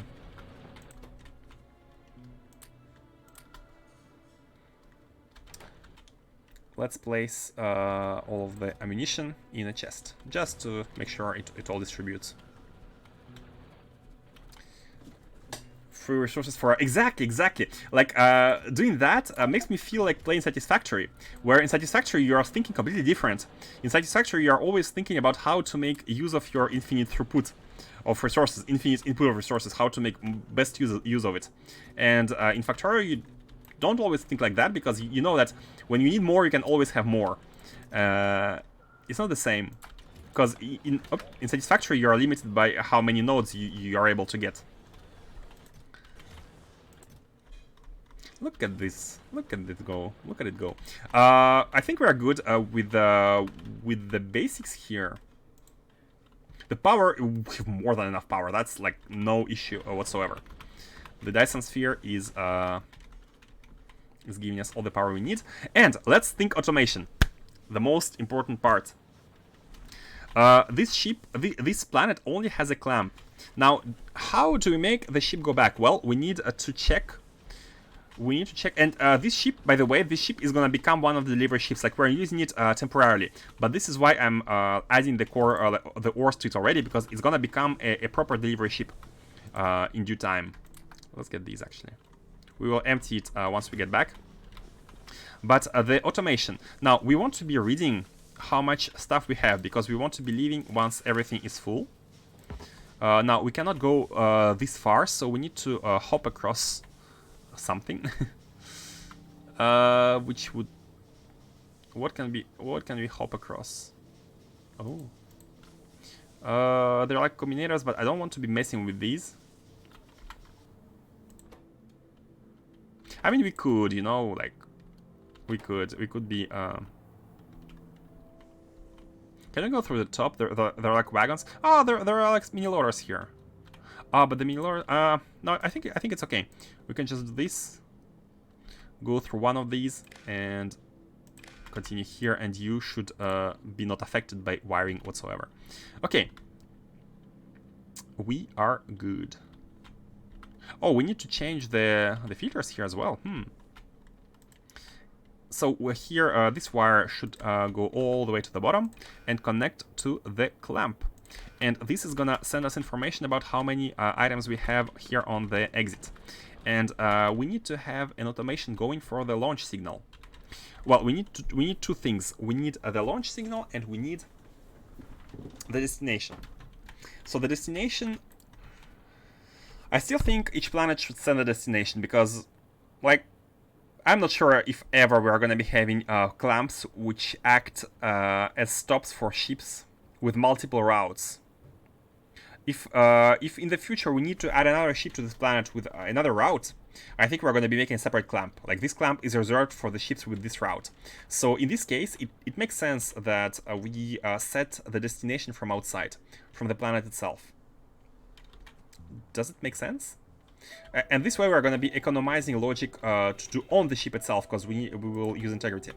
So here, let's go ahead and do the... I don't like the wire in the middle here, but... Should we disconnect them, by the way? Should we disconnect this wire? I think we should. We don't care about powering the ship.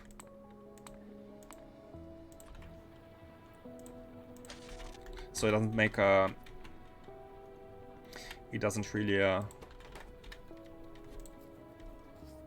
You have 4 input belts, why not make 4 core rows of core miners instead? We could do that. We could do that. We could do that. You're right. You're right. I think it's more expansive. So we need to shave off 21. That's hard.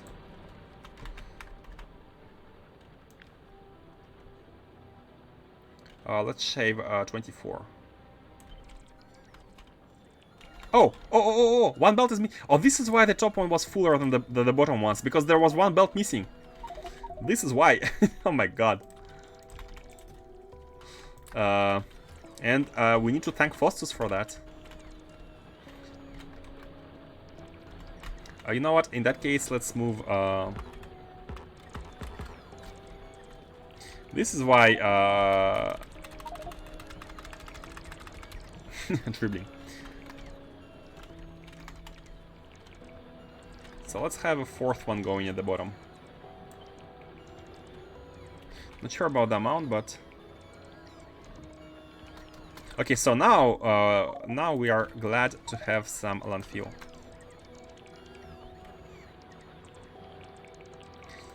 Yeah, I hear you, robots. So we can, 24, right? So this was a 12. So we can go twice as far Maybe doing it like this instead then. Oh, they don't really they don't become green when they overlap. Oh, interesting. And then we can add more of them here at the end. I think that's indeed better because we have, as you said, four of these.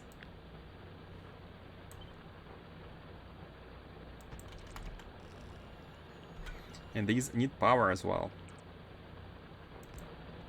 Okay, now we have 4. Which saves us... we don't have enough belts though. You know what? Let's use undergrounds. Like that.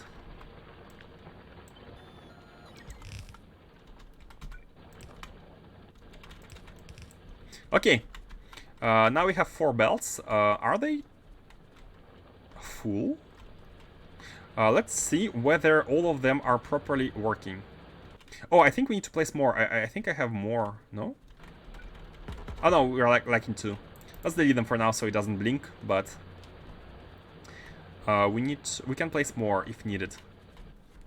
So now we have 4 belts which are kind of almost full because we have fixed the issue where the last of them weren't connected. Yeah, almost 4 belts, man. That's really nice. That's really nice. And I think with better productivity, we might as well like fill them up completely.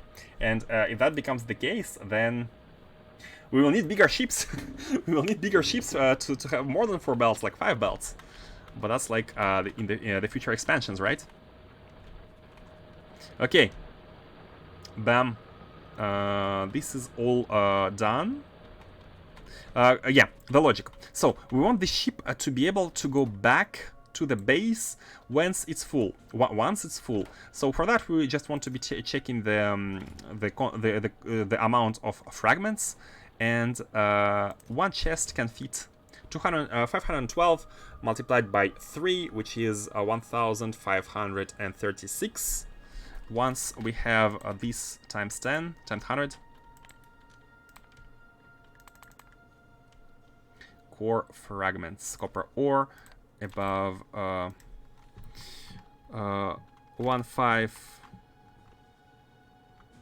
Oh, wait a second, because we also have the cargo wagons here. We also have these. So let's count the stacks. 1536 plus 40 times 10, 400. 1936. We can have up to 1936 of them, plus some of them on the belts, like buffered on the belts, but we cannot count these. And can we count the cargo wagons? I don't think we can. We cannot connect cargo wagons, not until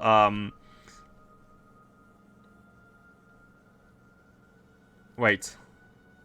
There are also inputs here. There are also inputs here on the wagon side, which I have missed completely.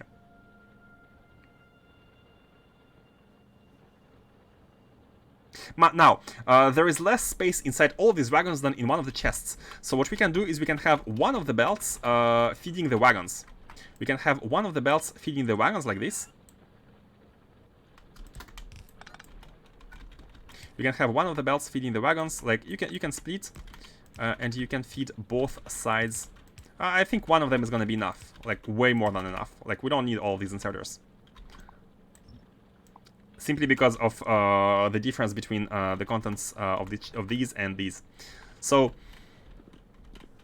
unless we put the train stations to read train contents, we cannot read their amounts, but that's fine. You know why? You know why that's fine? Because these are gonna be full after these are full. Because we input less items into these than into these. There is actually, because 10 wagons contain less items than one of the chests, inputting these 3 will take more time than inputting these with 1 belt. Like 3 chests with 3 belts will take more time than 10 of these with 1 belt. This is why we can only look at the chests and only check the chests. Like we don't need to be checking the top, as long as we're sure that it's filled faster than these. If you want it to be full. Okay, so let's just look at these. So 15 and 36 multiplied by 100. 15. Now, I mean, we need to make it more or equal than something. You know what? I think it's fine. If the number is equal above or equal to 1536, like it means that everything here is completely full. Everything is completely full. Then we're gonna be sending the launch signal. The spaceship launch. And of course, once it's here, I mean immediately after it arrives, we must set the destination. And I think, yeah, we can do it with the constant combinator. 86 core miners. Well, how about having some warehouses for buffering on planets? Don't you worry, Evan. All of this should be used non-stop. I think we don't need warehouses because we are doing distribution based on priorities. We shouldn't be needing buffers.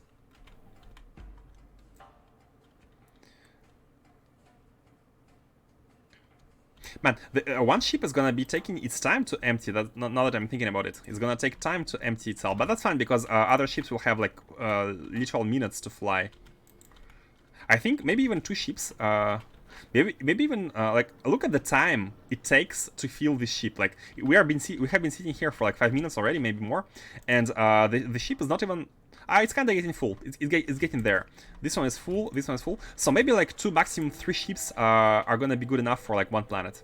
Let's see. Let's see how it goes. So here we want a constant combinator. We want a constant combinator which is gonna be sending simply sending the name of the planet. Setting the name of the planet on the green wire, where the next destination basically. The green wire is also gonna be coming in through here, and the green wire is gonna be exiting through here and going inside the console as input. Yeah, inside the console as input. So destination can be set manually from here. So the route should be the ship. Let's check the map. Let's check the map. So actually, yeah, Morse is very close to Novice. So we don't. It doesn't really matter if we go to Morse first or to Novice first. But I feel like after a long journey, we want to go to Novice first to refuel. That doesn't really matter because like. Whether we do it this way or the other way, there's still gonna be the same amount of fuel used between two refuels. But I feel like we should go to Novice orbit first, get the fuel. Or no, wait a second. Maybe we should unload the cores first. Unload the cores first, and then get the fuel. To reduce the. It doesn't really matter. I mean, it's a triangle. Like anyway. I don't think I'm not seeing any advantage of unloading first or refueling first. So let's go. Let's unload first. Let's go unload on Morse. So you should be Moon 1149. Moon 1149. That's your next destination, right? And now you should be set to go to Morse. Yeah, cool. That's why I'm asking for a buffer warehouse. Here on this planet. You are right. You're right. Warehouse on this planet does make sense. It does make sense. It does make sense. It makes complete sense. I do agree with you. I mean, the belts are almost full, right? So we're going to be heading for belts. But still, you're right. You are right. Let's do it like that. Let's have a chest here because this chest is going to be. You are a bit in the way. Let's have a chest here. Come on. Actually, in front of these two.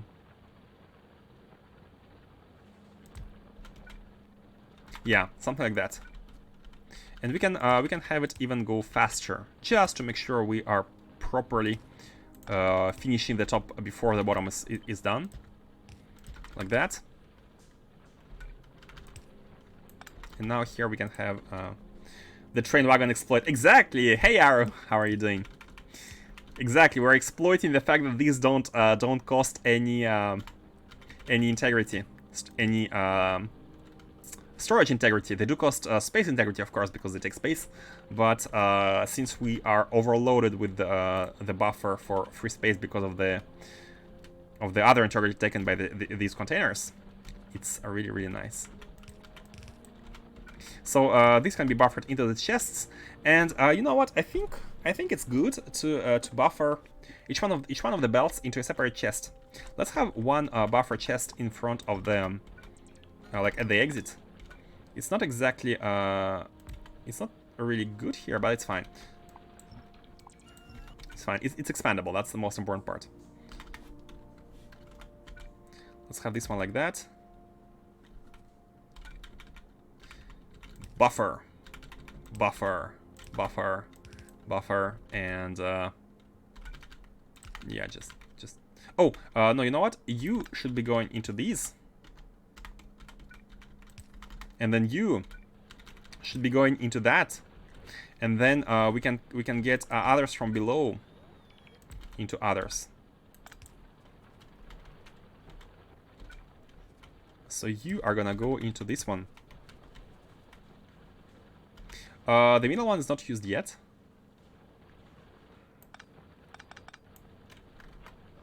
Let's make it a bottom one. Maybe we can add yet another row. We can add another row in that case, which makes it for, as Faustus was saying, for like in the future we will have more. Are we gonna be having enough belts? I mean, we can still find some of them. Yes. For the future expansion of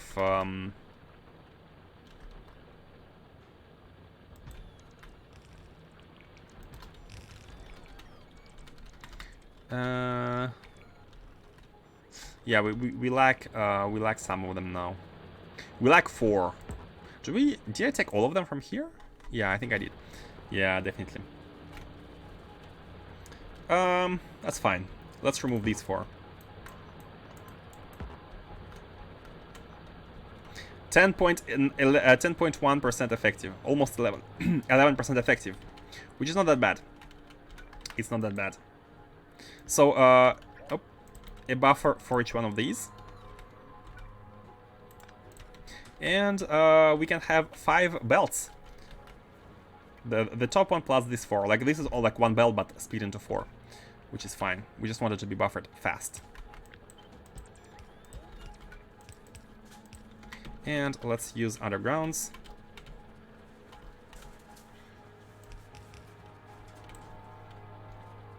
Oh, you know what? I think it's fine if we are going next to this one.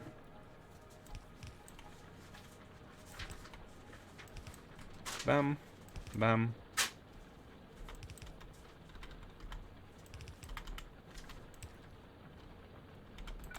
Let's do it like that. Oh, come on. Placing belts is hard. Okay, like this. So we have, we should be having all of them.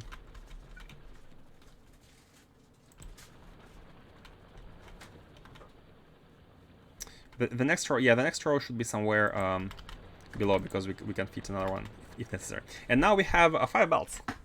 We have 5 different belts, initial belts, so they can be a bit more compressed with the future productivity research.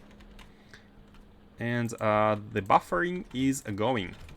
Cool. And that means, like, every time we come, we might be having enough in one chest to almost fill one of these. And since we have, we actually have 4 buffer chests for 3 chests here, we might be good. We might be good. And best part is we can copy this easily for the next setup that we make, and it's gonna be good. Okay, so the conditions are set.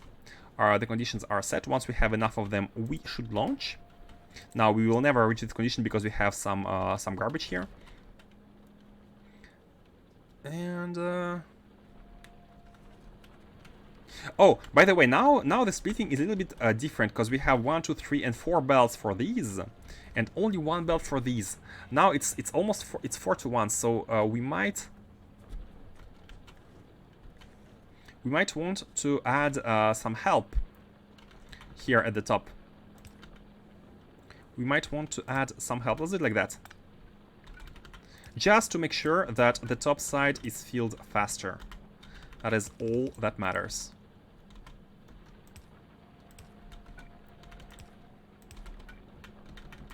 Something like that. And then all the from all the buffers below, and including this one, we're going to be feeding these. Okay, the conditions are set.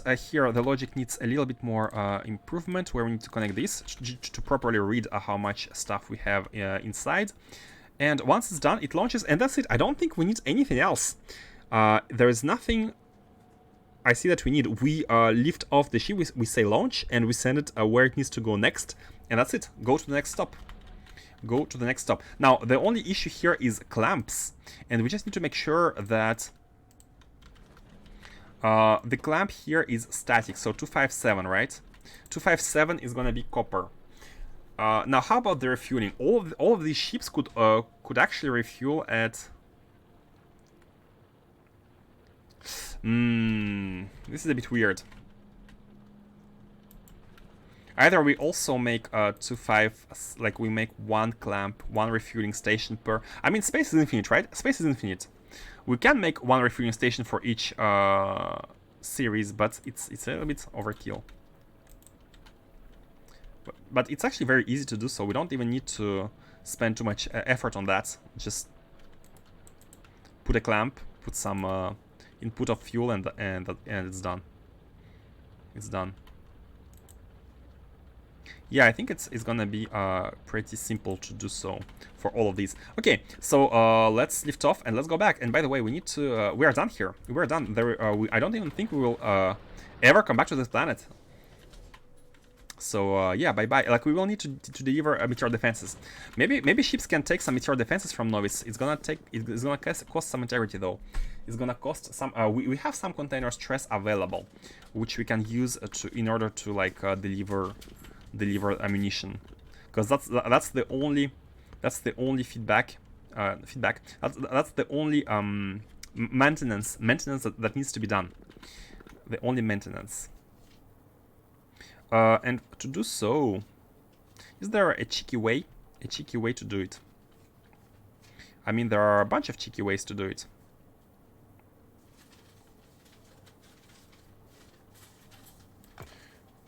One of them, maybe not here, but let's do it here.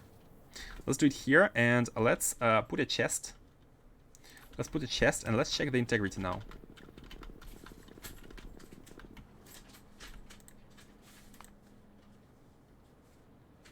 I mean, yeah, like one chest is like 20 to 30, right? So we're good, we're good. So this chest can be used to deliver ammunition.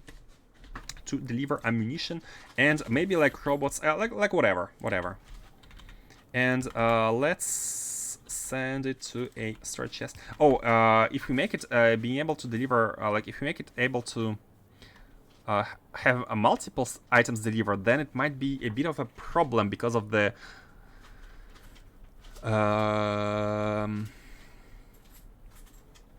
no, I think it's fine. We don't need to wire it or anything because it's we won't be using more cannon ammunition than faster than basically. This is gonna be way faster to refill than fill all the buffer with copper fragments. So we're good. All we need to do here is to check whether we actually need to take them out. And we can do that by simply wiring this to this and checking if the ammo is below, I don't know, 100 in the chest, then basically output it. Enable is below. Yep, and that's it. This is how we're going to be having ammunition deliveries. Now, the only last maintenance that this planet might need would be logistics robots.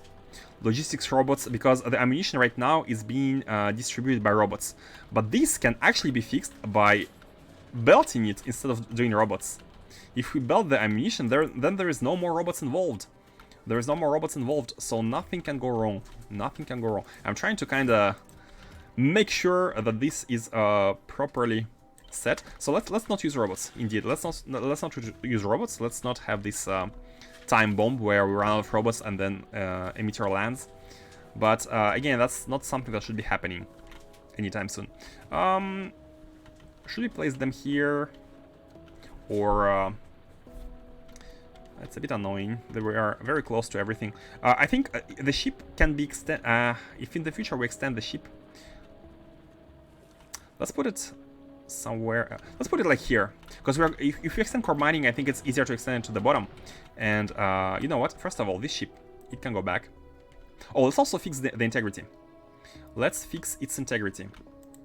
Now it's at 1011. I think we can add. Hold on.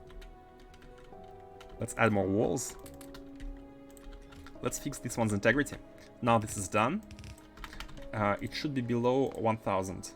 Now it shouldn't be. Oh, what? It's above. It's above. Spaceship wall, empty tiles. Oh, we don't have enough empty tiles. No, we actually need free space. We need free space. It's the opposite. It's the opposite.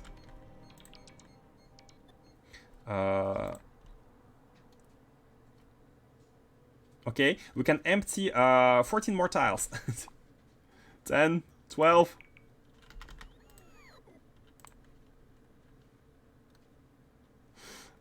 Empty 6 more. 1, 2, 3. Oh wait, no, 1 is 0.5, right? Come on, you can do it. Or can you?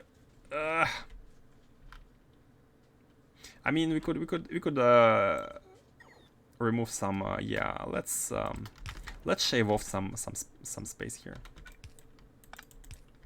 Something like that.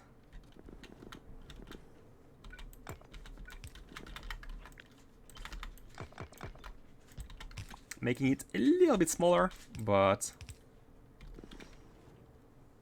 it's not exactly the same. Okay. Do we need these large doors? Maybe no, but that's fine. Now, how are you looking now? what? Empty tiles, 120. Oh yeah, because walls empty tiles. Let's delete 20 walls. So 12 here and 8 here. Now.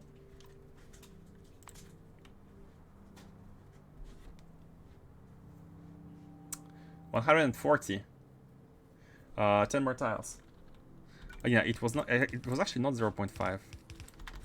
We can do it. We can do it. What's that? One more. 1 point. 1 point. Come on. Come on. Now we are removing defenses from the front. That's a bit dangerous, but also need to make sure streamlining is still good. Really? Why is it so hard? Wait, I have removed 1 tile. Like, we have removed space. Why is it the same? Why is it exactly the same?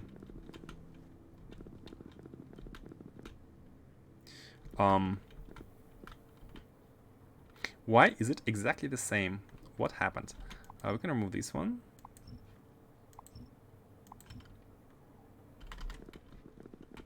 Come on, you can do it.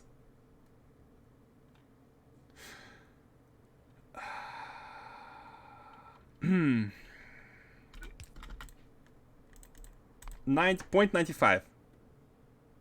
No, that didn't help. Okay, 1 more from here.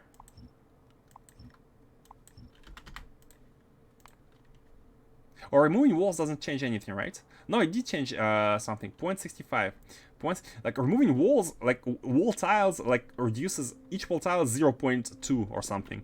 So it's really not. Do we need solar panels? Why is it so hard?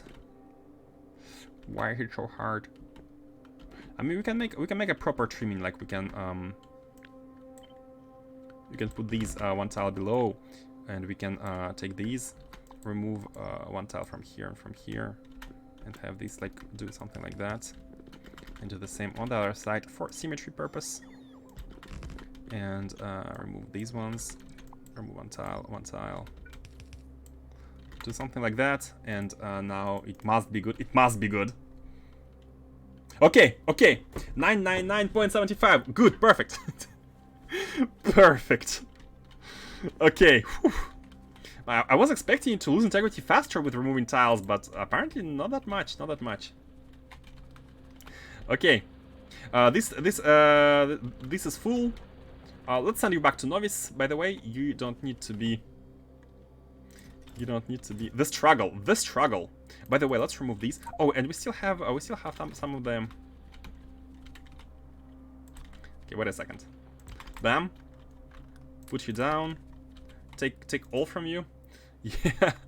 It was painful to watch, right? I apologize. The struggle to keep the integrity low. Okay, now we have emptied it from all of its cargo. We can send it back.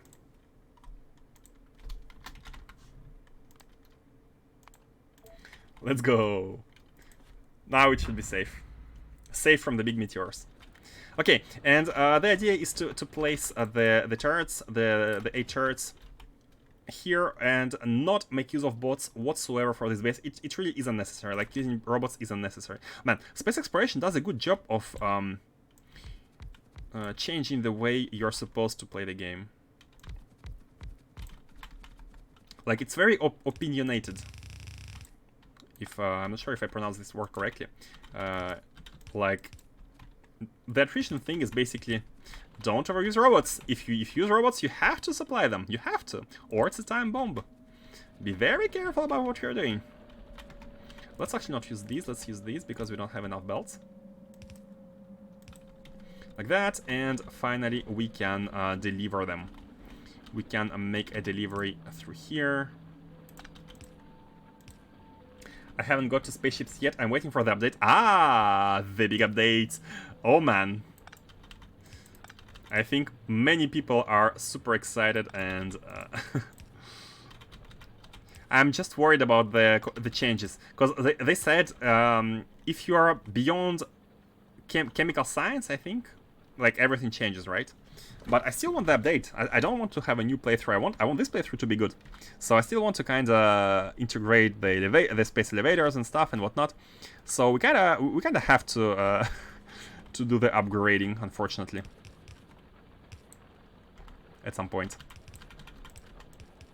But I'm gonna wait until it stabilizes, because I expect bugs, I expect errors, like stuff disappearing. I don't know, any kinds of bugs. So we need to wait until the bugs are reported and fixed and stabilized, and after that we are good. We are good to upgrade. Okay. It's not always a time bomb. There are some special rules around robots that aren't listed. What do you mean? What rules? Special rules that aren't listed? I mean, they keep dying, right? Is there a point where they stop dying? Like, the less you have, the slower the dying is? Or something? Like, you are safe from running out of robots completely? In that case, this upgrade was actually unnecessary, but I think it's still good to not using robots. And this way we have all the ammunition upgrades. I mean, all the ammunition fed manually by the belts to the cannons, and like, this planet is now self-sustained. Like, it's completely self-sustained. It's completely self-sustained. The only thing which is not self-sustained is actually, I've just realized we need to we didn't deliver. We have never delivered the ammunition to Merlime, which is the sun. We have cannons here with basic ammunition, but we don't have it automatically delivered. So maybe let's rely on these special rules that Faustus is talking about for this case. What the hell? How many different planets can you have? I mean, a ton. A ton. You have a galaxy. You have a galaxy for you to explore.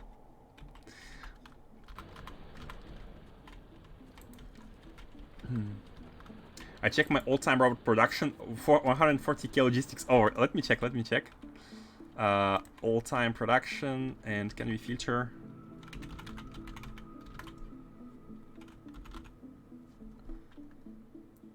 $119K. Hey, I'm catching up. A real penalty to the slow player. True.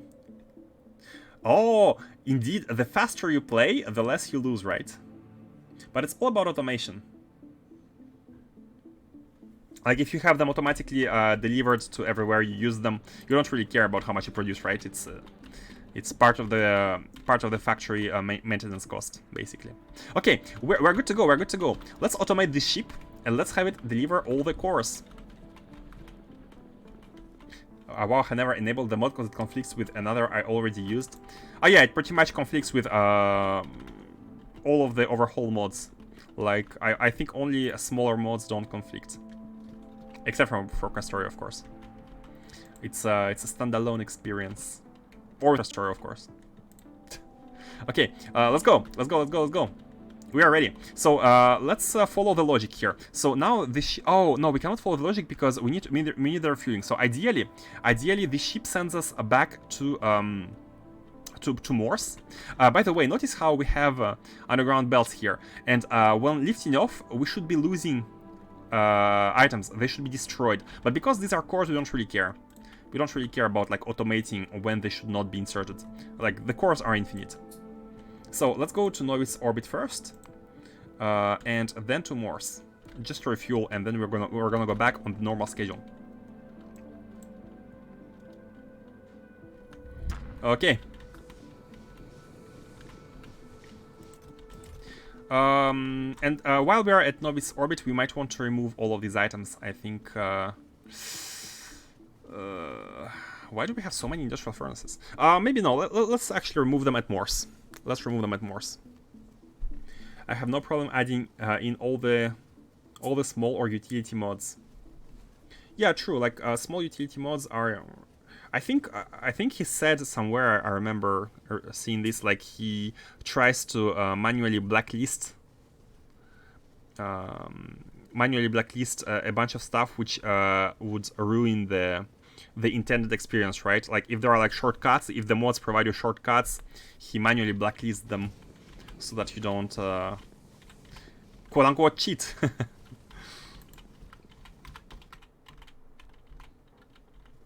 Like the incompatibility is just a line, a dependency line. Maybe like the contents are actually compatible, but it just says like no, you cannot play with this mod together with the C, because that's not something we want to allow you to do.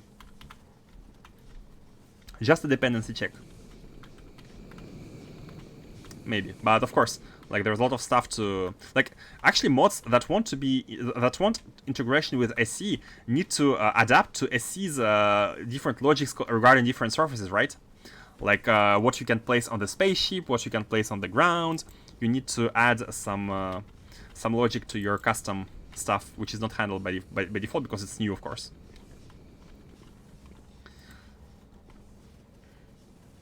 Oh yeah, we're going to Morse, by the way. I have changed to novice orbit, but it's useless because it has been overridden.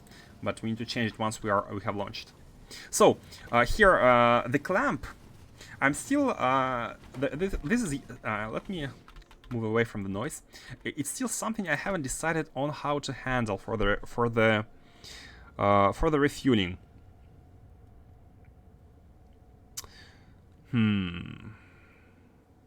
It is easy at the same time to add just more clamps and not care about the size, because of course it's infinite.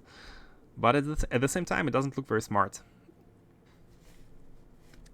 Having a refueling clamp might be a little bit more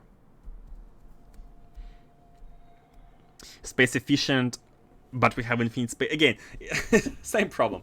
It's more about what we want to do here. What do we want? Do we want to have to build a clamp for each ship? For each ship line, I might say. No, we don't. I mean, we do want, because it depends. Like different ship lines will have different locations for the clamps and different space they need to fit at the station. But for example, for all the cores, we'll have a different cores, so we'll have different clamps at the destination at Morse. But for the refueling, they will have all the same shape. They will have the same clamp locations, and they should be able to fit in the same spot, a refueling spot at novice. But that would create an additional logic on the ship. By the way, it should go on the ship. Basically, what we need to check is if the next destination is novice, we set this clamp, which is not very hard, to be honest. We read the destination and we say if it's novice, then we send the clamp, and if it's not novice, then we send the 2057. I reread the development roadmap. I think my favorite part is that meteors approach ships from all directions. What? Hold on. From all directions, like even like this? Use the same clamp. It's a route clamp, not a ship clamp. For novice, for the refueling station, it's yeah, I think it makes more sense to use the same clamp. True. It's not a ship clamp. It's not the route clamp. That's true. Okay. Let's do it. I think it's not very hard. We can actually we can start doing it right away. So I think all we need to do is to check the this is novice orbit. We need to check whether we are going to novice orbit, and in that case, by the way, what's the integrity? Okay, we have some space to some integrity to spare. We can remove some walls. By the way, I think we need to put walls elsewhere, because yeah, no, we lack. Yeah, we have used up the empty tile. I'm not sure why. Oh, maybe the trains count as empty tiles. I don't know.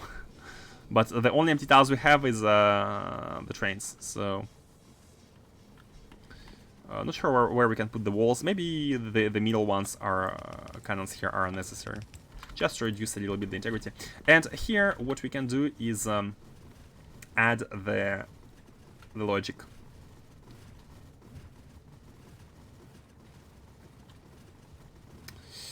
Where is the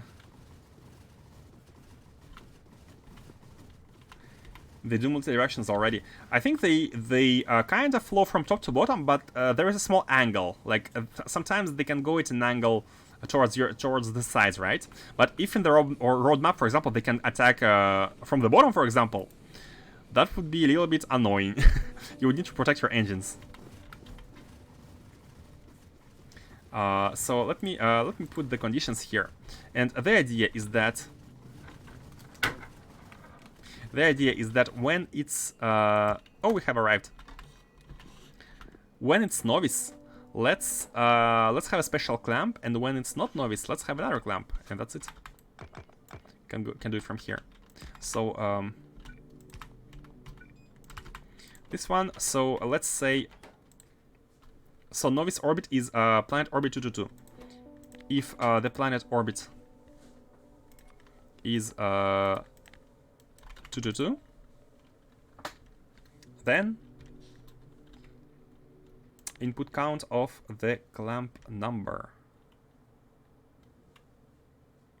Anchor to the target right clamp, yeah, like that. And the clamp number here is, of course, oh no, the 227 is going here. 257, and here the clamp number. Let's have 3 for now, because right now we're using 3, but we're gonna change it once we properly have a refueling station, which is something we should be working on next. So let's have this one going here, and we should be reading the signal from here, and we should be outputting. Yeah, now we're outputting 3, so we don't need this one anymore. I mean, we can still disable it just in case. We can still disable it. And this one is the opposite logic, so not equal to 222. And in that case, we should output the 257, which is basically going to be Morse and core outposts. Again, read the data, and both of them, please input. Like that. Okay, now we should be landing. Wait. Whoa. 260. What? Is there like a... Oh, okay. We need to change the wire color, I think, because I feel like there's a like a loop or something. 260. We need a different wire. No, wait. What? Oh! Hold on. Yeah, it adds this one plus... Because, okay, the different colored wire needs to be the one from the output. We don't want to merge the output with that one. So this one is gonna be green normally, and this one, which reads the output, should be red. Okay, and now we should land. We're not landing. We are not landing. Why we're not landing? We're at novice orbit, right? Yeah, we're at novice orbit, and we are... Oh, because this one is disabled. This one should be always enabled. We are always landing using clamp 3. Okay, good.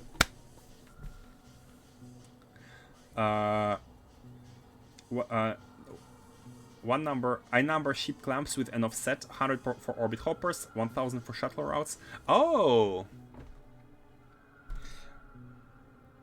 I think that's what I'm. That's almost what I'm doing. The offset is powers of 2, so 256 is for all the core mining. So 257 is gonna be for the copper ore mining. So we have a big offset and small offset. So you're going by powers of 10. I'm going by powers of 2. And yeah. So you have 100, 101, 102 for different hoppers, orbit hoppers, and 1000, 1001, 1002.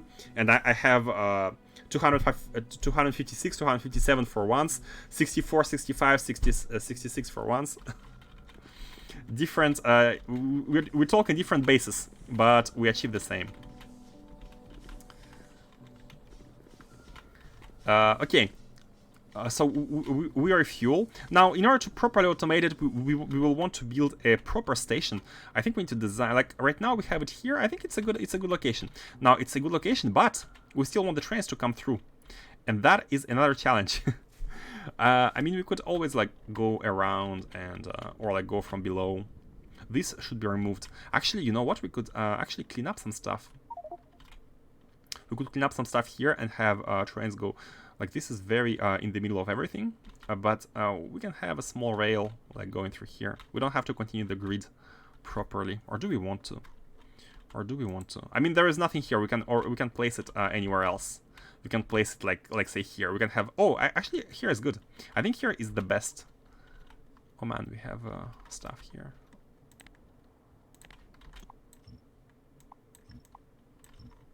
Oh, this is the good one. Why there are 2 of them here? I'm not sure if this connects if this one goes offline. That's fine. Never mind that. Why these are blinking?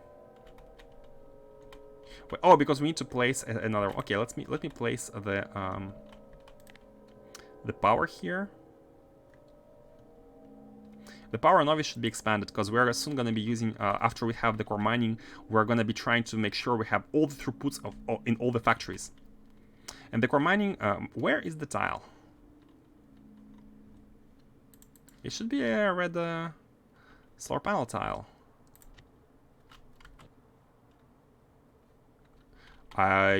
Solar tile. Found it. Is it like that? Yeah.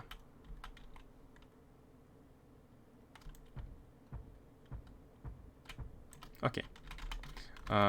Should be good. Yep. Let's go to Morse directly. Let's go to Morse. We can work on the refueling station tomorrow, but for now, let's go to Morse and let's set up the reception of these.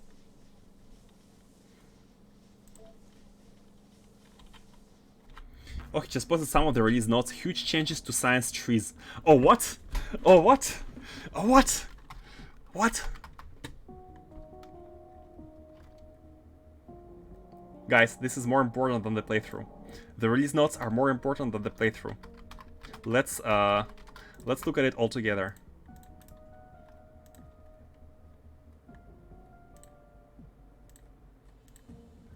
Let me bring it here so we can discuss it.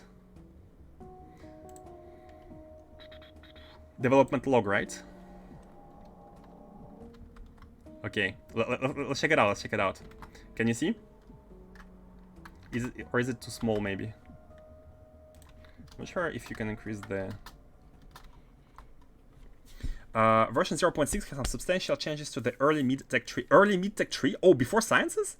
The area between mid-chemical science and just before the specialist sciences have been... Yeah, I've heard about the mid-chemical one. Have been overhauled with a couple of main objectives. Get players into space sooner, so that they do have a basic space station and have a couple outposts. Couple of outposts before trying to scale up.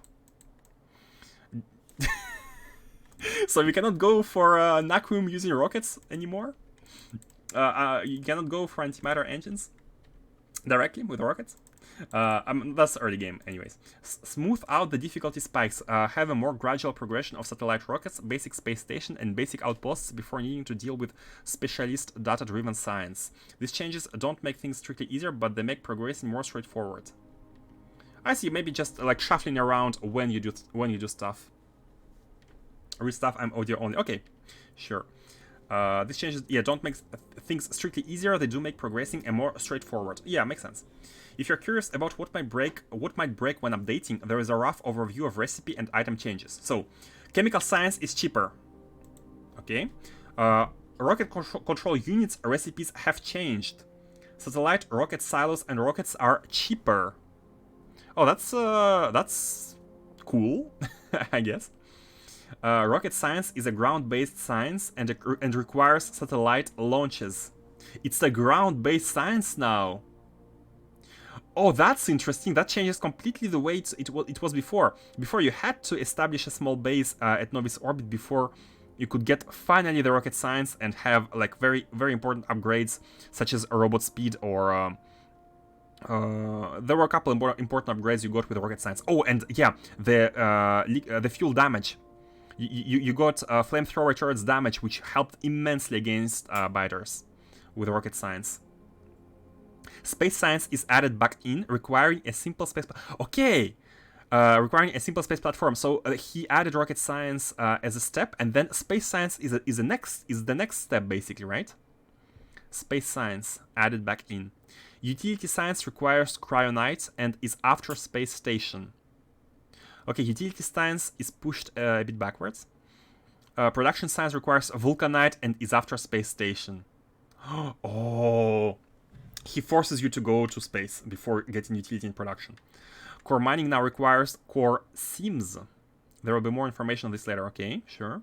So core mining has some prerequisites. So you don't get to vulcanite before. Okay, the idea, I guess, is to force you to make an outpost before being able to get vulcanite through core mining. Core mining on Novice now gives pyroflux instead of vulcanite. Pyroflux can be also manufactured from vulcanite. Okay, some new version. I can't wait to read through the tech tree. True, me too. Oh my god, guys, what should we do with this playthrough? Advanced smelting now usually uses pyroflux instead of vulcanite and produces ingots for iron, copper, and steel. Oh, now there is pyroflux in steel as well. Before, vulcanite only affected like copper and iron only.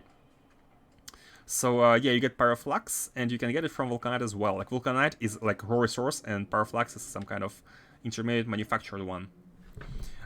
Ingots are now worth more compared to plates, so are better products for transport.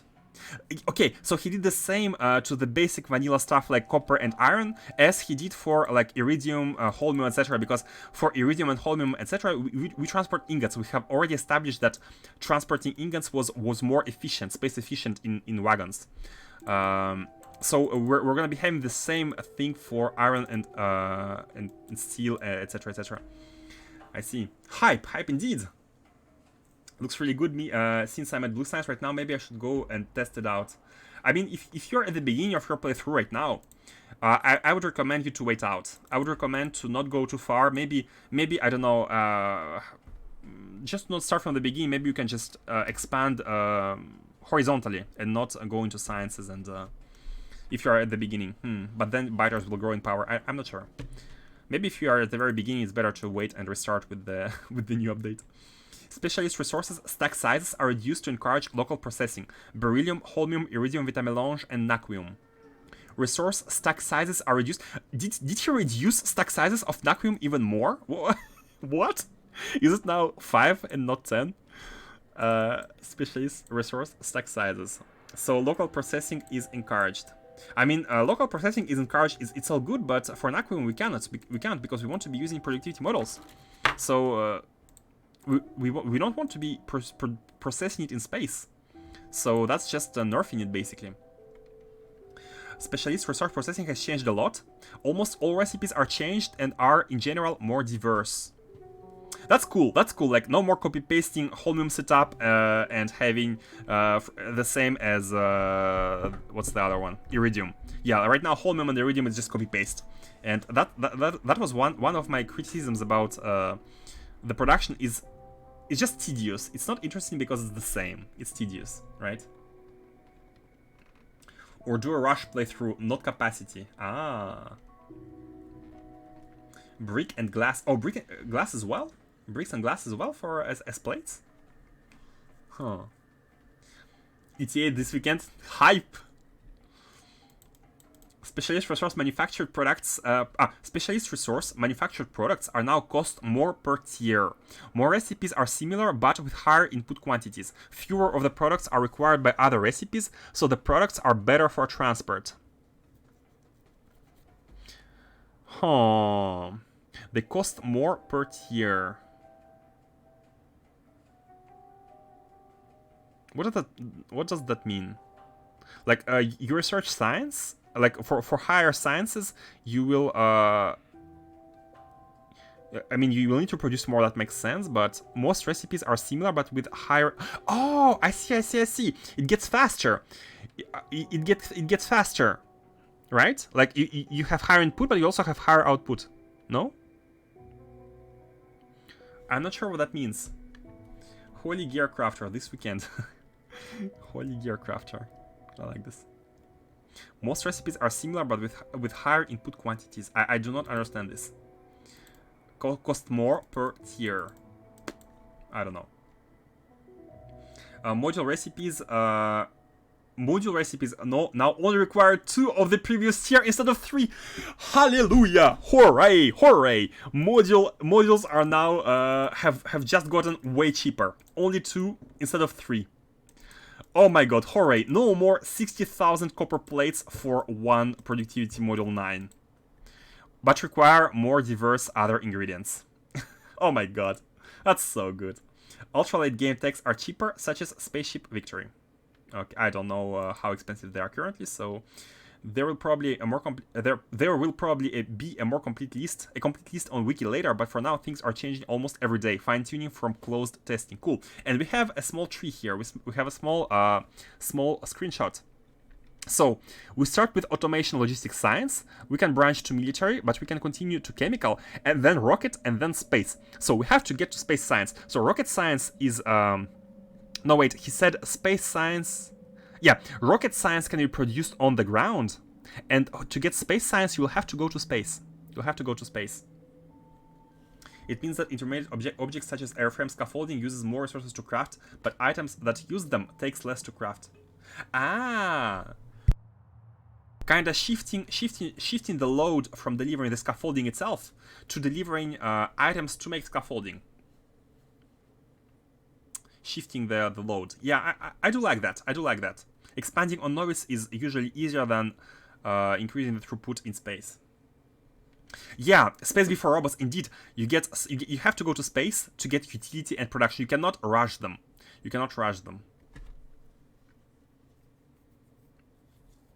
About time, the BQ recommends advancing in tech before building capacity, but you don't actually unlock any tech to help capacity. True, I don't remember any tech to help with capacity. So you can make 1k plate per iteration with Mac Tech instead of 1. What do you mean per iteration?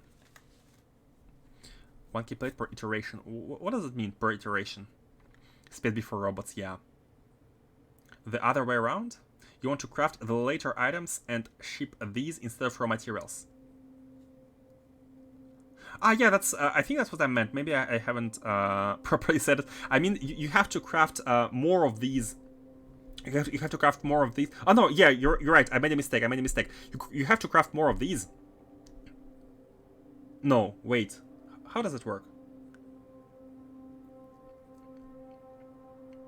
Ah, everything costs less raw materials, but more special ingredients, right? Like scaffolding and stuff. You send less like raw items, but you send more of the intermediate ones, right? And the items, these items basically, the basic items go to craft these intermediate ones. That's interesting. Per job at factory.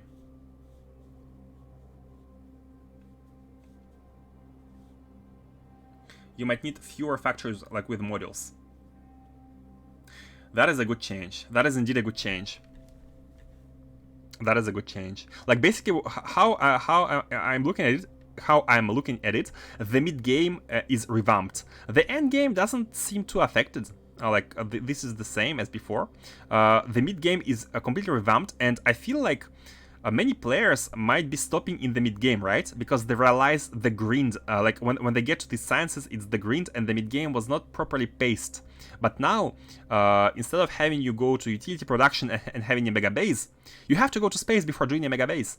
You have to go to space. So the game pushes you to do space exploration stuff, to outposts and whatnot, because these require now vulcanite and cryonite. And then you kind of expand. So yeah, many players who feel the game becomes too grindy and maybe stop, they might be incentivized with more diverse objectives earlier.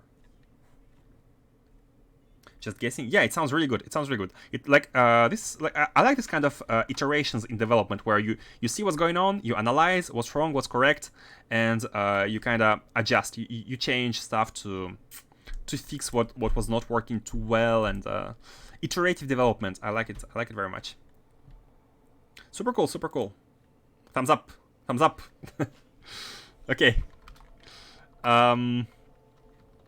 So yeah, everything's super exciting. Everything's super exciting. I'm really worried about the integration in the current. How is it gonna go? How is it gonna integrate with the current bases? I guess everything should be changed. I guess everything should be changed, but it's still. I don't want to abandon this base to make a new playthrough. I don't want to. I want to continue it. So. Yeah, here we should be showing Morse, and Morse should be 257, right? Yeah, Morse should be 257. And we should be exiting. I'm not sure where. Let's put it here. We can lift off easily. We need to put a clamp. Better tech wasn't really useful. Wasn't really until DSS2. Wait, and DSS2 you unlock a lot of cool stuff? I'm missing out on this one. I am definitely missing out on cool stuff then.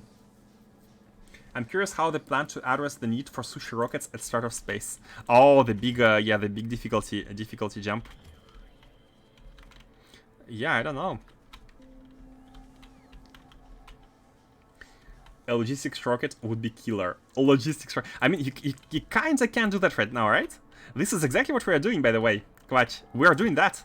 We have. I mean, I haven't set the destination yet, but the idea here is to have rockets. Choose their destination dynamically. Any landing pad with name, which will be called something like this. A requester, like, of items. And we're going to be trying out logistics rockets with this setup. So we have the cores. We need to plug it into this this base. You can do it, I did it too, but it's a huge task. It is a huge task. It feels like a big thing. Like, we need to properly balance out everything, and so let me drop a lot of items we have here to be able to grab what remains. Yeah, what I want to do here is to actually put these in a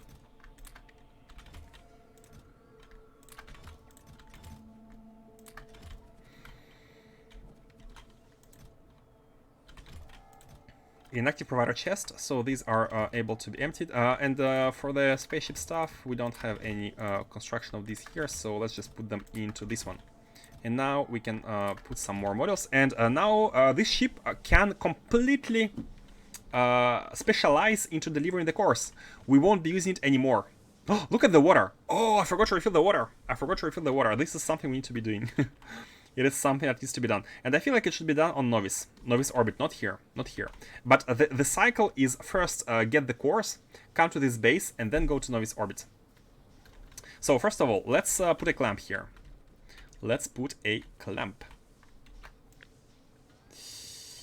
I'm gonna do something like this first to make sure we are properly putting these. Yep, like that. Like that. Staying within the limits. As close as possible, I think. Maybe this is too close. Although, you know what? Yeah, let's do it like that. Leave a little bit of space and put it. And the idea was to just put the clamp, so we can remove it all. No. Okay. So we have this clamp now, which should be 257, and 257 is gonna be copper. So let's leave the ship. It should immediately come here. Yes, 257. And now, after these are now connected, we can change the core's features and have everything going, and finally seeing if everything is working here. And after that, we will automate the ship to automatically refuel, and then go back for more cores. Oh wait, do we need a buffer here? No, we don't need a buffer here. We need a buffer at the input, but we don't need a buffer at the output, because we are supposed to be handling all these belts. Like, all these belts should be processed at once.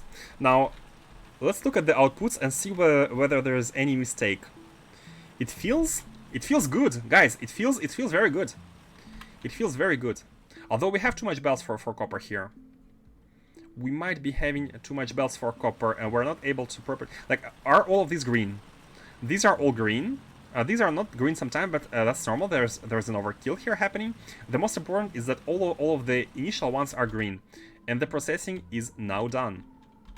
Like, the belts are not full because we need only 4 belts, but that's fine. I don't think that matters. I don't think that matters, because we might get better speed models. We might get better productivity models, and it might increase. So there is a buffer here before the rocket, which is good as well. And here we go. Oh, we have coal inside iron. How did that happen? Hold on, coal. Oh, the initial one.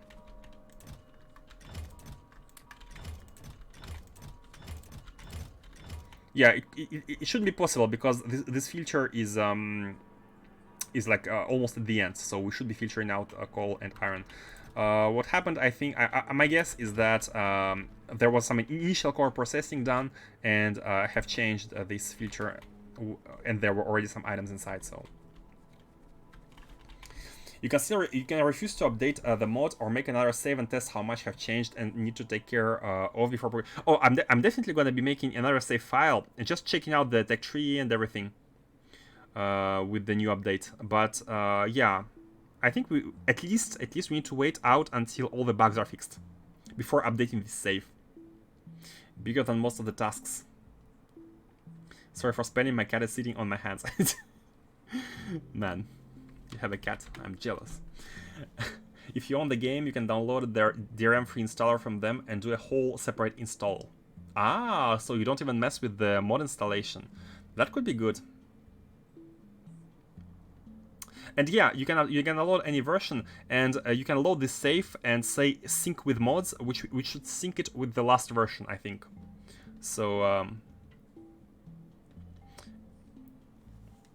and the game is amazing, not corrupted by saves, not corrupting saves by loading them in a broken mod environments. That's really nice, man. The effort put in the game is, we know that it's incredible. Okay, guys, I think I should be stopping now because it's already late. And so today again we did a really good progress, but we weren't able to finish automating completely the core mining. But I think that it shouldn't be very long to do so from here, because we have automated the core mining station itself. Here it goes to the clamp. What we need to do here is basically say when it's empty. When it's empty, just go to the refueling. It needs to go to Novice for the refueling. But the thing is, we don't have any refueling station, so we need to build that one first. Like, I mean, send this ship is very easy. And you know what? I think we can do it right away. Wait. So what we need to do here is to put these. Let's put them like that, yeah. We need to put these. We need to read the amount of copper, and if it's 0, the copper cores, if the amount of copper cores is equals to 0, then say launch. And the launch should be configured to be on planet orbit 222. Novice orbit 222. So here we go, here we go. This station is done. Send back to the refueling. The refueling will be more interesting. Because at the refueling, now the next step should be novice orbit. Yeah, novice orbit, okay, checked. And once everything's outputted, the ship will automatically leave to novice orbit. The refueling station is going to be interesting, because that one will require some more logic. And also what we need to do, another logic conditions, is priorities. Right now, as you can see, we are outputting all of the stuff in rockets. We are setting them ready to deliver stuff where necessary. But before setting launch triggers to manual, we need to handle the priority. So what we need to do is here, for example, the copper rocket is the one which is copper specialist. This is a copper specialist rocket. But here, on the iron core mining, this is a byproduct rocket. So what we need to do, and the idea is, I already have an idea of how to do it. Can we do it now? Man, I need to go to bed, but I can't seem to stop. We need to basically maybe we can add some pylons and whatnot to be able to. Basically, what we need to do is we need to check when it's full, and when it's full, we need to send a signal here on this global network saying, for example, copper equals 1. And very simply, here, when copper, here this rocket should be automated with a launch on green signal when cargo full, and the green signal should only be set when there is no copper signal in the global network. And that's it, super simple. We are only sending this rocket if all of these are not full, the copper ones. And that's it. So this planet will automatically distribute rockets everywhere in the system. So we're going to be having landing pads on Novice and on Novice orbit, because the beauty of the system is that we can automatically deliver the ores. I mean, in that case, like, we don't need ores on Novice orbit. But if, for example, vulcanite, I mean, no, it needs processing. But for example, the stone or coal, like, we need coal at Astroscience, right, to make mirrors. So we can deliver coal from here automatically just by placing a landing pad. And that's cool. You're not unloading trains. I do not. Oh my god. What? No, wait. We are unloading trains. It's just, it's very slow. Why is it slow? Oh.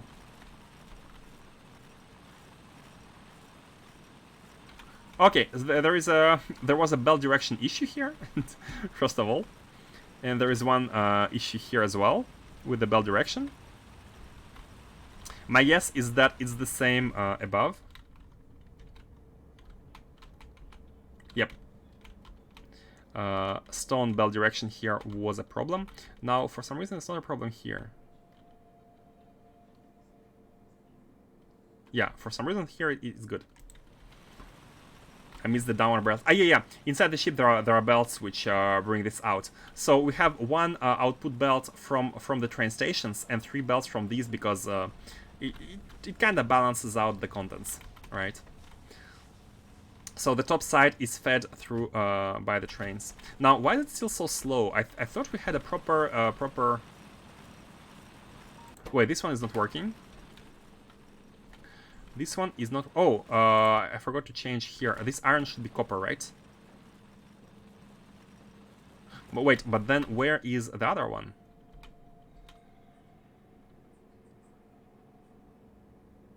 We don't have copper at all here. Hold on, let me check. Let's change the top one first. So again, now that we have everything going, we can fix small mistakes that are here. Does the side matter here? I don't think it matters. I don't think... Ah, no, it might actually matter. The side might actually matter. So what we want to do here is we want to unload copper we want to unload copper from this one. And this one as well, right? Oh, this one as well. We're not... Oh, no, no, whoa, whoa, whoa, whoa, whoa. This is, it doesn't need copper. This is just... Wait, iron at the top? And copper at the bottom. That's just... No, no, no, no, no. It's fine, it's fine. It's just the inserter. It didn't... forgot to change it to copper instead of iron. And that's it, that's it. It's done. So this one is a green. All of these are green, green, and green. Okay. They should be outputting. So now you can see the belt. This belt is properly running at full speed, meaning we are consuming all of it. All of them are running at full speed. Not the bottom one for some reason. Oh, this is yellow. Stone issues again. Oh, I think I have misplaced the... Is it also the case here at the top? No, at the top is good. Okay, for some reason, I have changed the stone into core fragment. Okay, everything is green. And now the belts should be processing non-stop. Cool. And these guys, this is infinite ores. And as we expand this by copy-pasting the factory, we're going to be having infinite amounts of resources. Infinite. So we can be unlocking. Right now, we have a limiter on our factories. Let me show you again for, if you forgot. For every single science factory, we have a limiter here, where we disallow, where is the limiter? Yeah, every fourth belt here.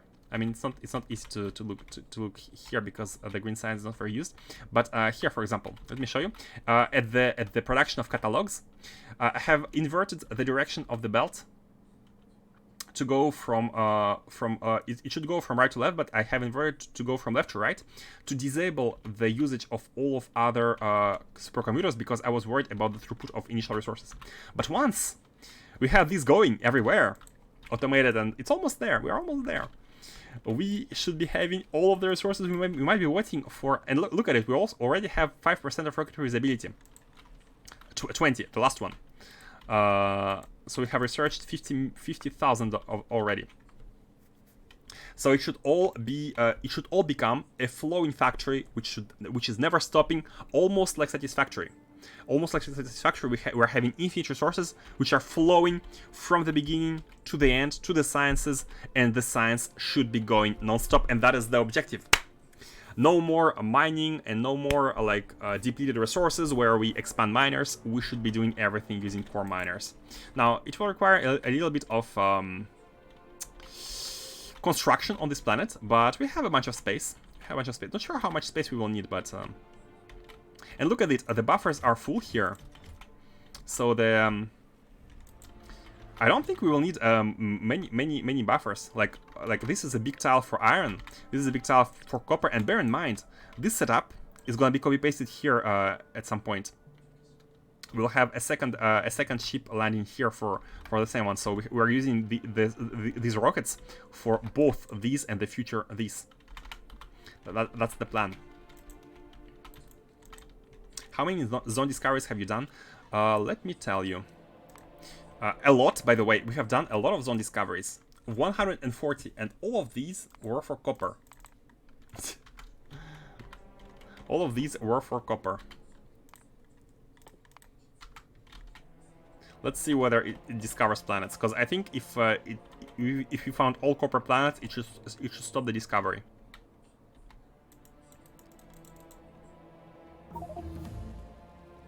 Asteroid belts.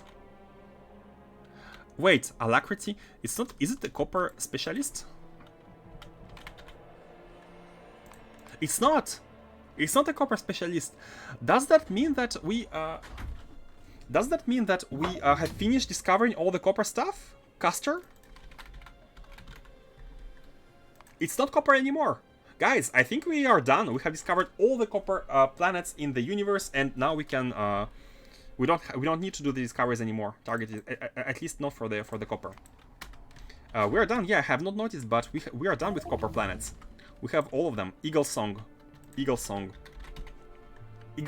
is coal. Biter meteors. Get out of here. Okay. Not dismiss and pie. Oh, sorry. What's your conclusion right now? Do you feel spaceship are more efficient than rocket deliveries? Well, there is a factual answer to your question, and the answer is no. The rockets, the spaceships are actually not more efficient. They are less efficient. At least the rocket fuel powered ones. The spaceships take twice the same amount of rocket fuel to do the same liftoff from the planet, for example. But they require less maintenance. There is no like parts or capsules, right?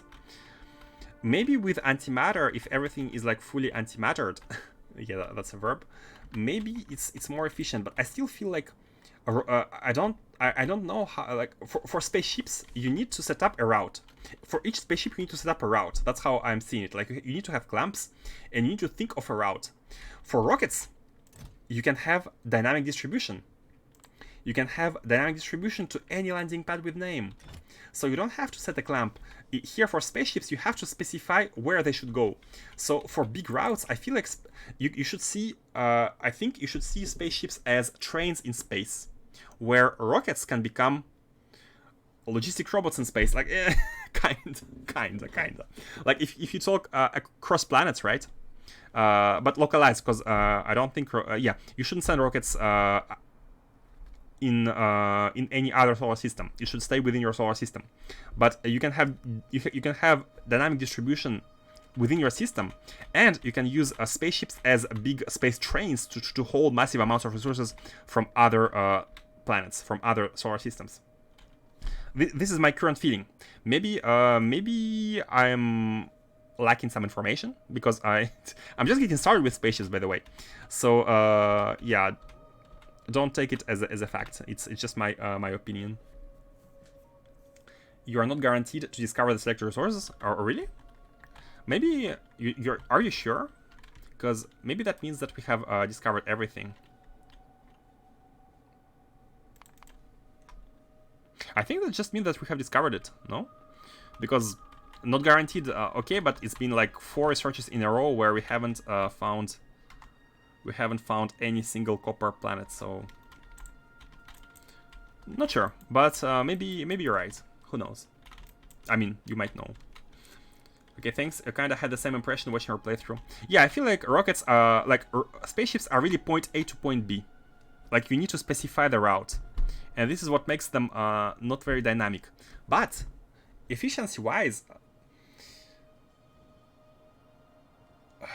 If it's within if you're talking close planets, for example, I feel like rockets are still good enough, unless it's liquids, right? But for solids, for example, going from this planet to Novitz, I considered using rockets. I considered using platforms, but I haven't checked antimatter. But I have checked the fuel rockets, fuel spaceships, and using liquid fuel on spaceships is actually half as efficient as using rockets. Only half.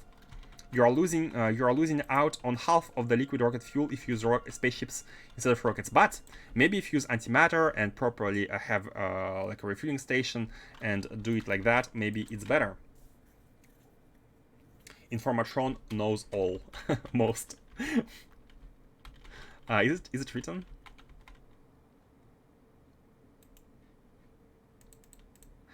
It looks in areas... Okay, I see. It looks in areas more likely for that resource to occur, so you are more likely to discover a zone with that resource. Keep in mind that the planet won't be discovered before discovering its star. Okay, guys, I really have to be stopping. So, I'm very excited, but we should continue that tomorrow. And, man, I'm really looking forward to this weekend and checking out all of the new space sciences and new tech tree. And...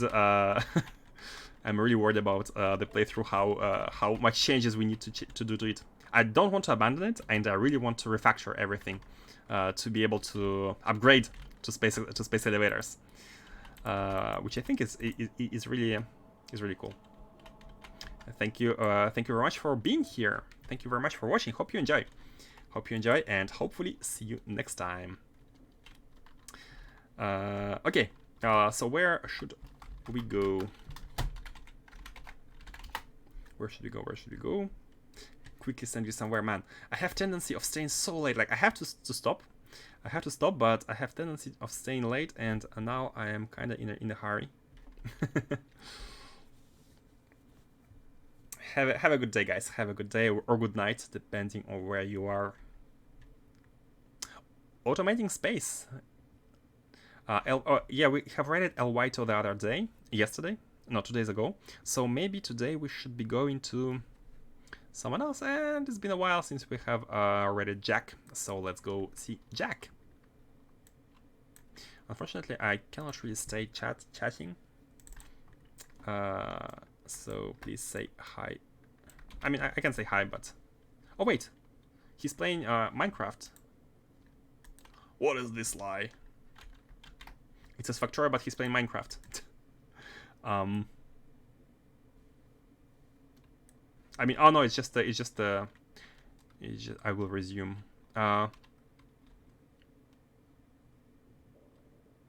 Okay, let's go to Captain Cornelius Argo. Never rated him, but he seems to be doing K2. Not sure if it's a C or not. Oh, it's a C. Perfect. Perfect.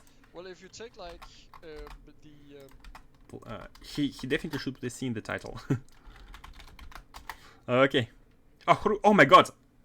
Sorry, for I have already wrote the raid command. Oh, we can cancel. Wait. You should check out Who Streamer. He built a train elevator via spaceships. Oh really? Is he online right now? Because if he's online, we can rate him. Oh no, he's not online. Okay, cool.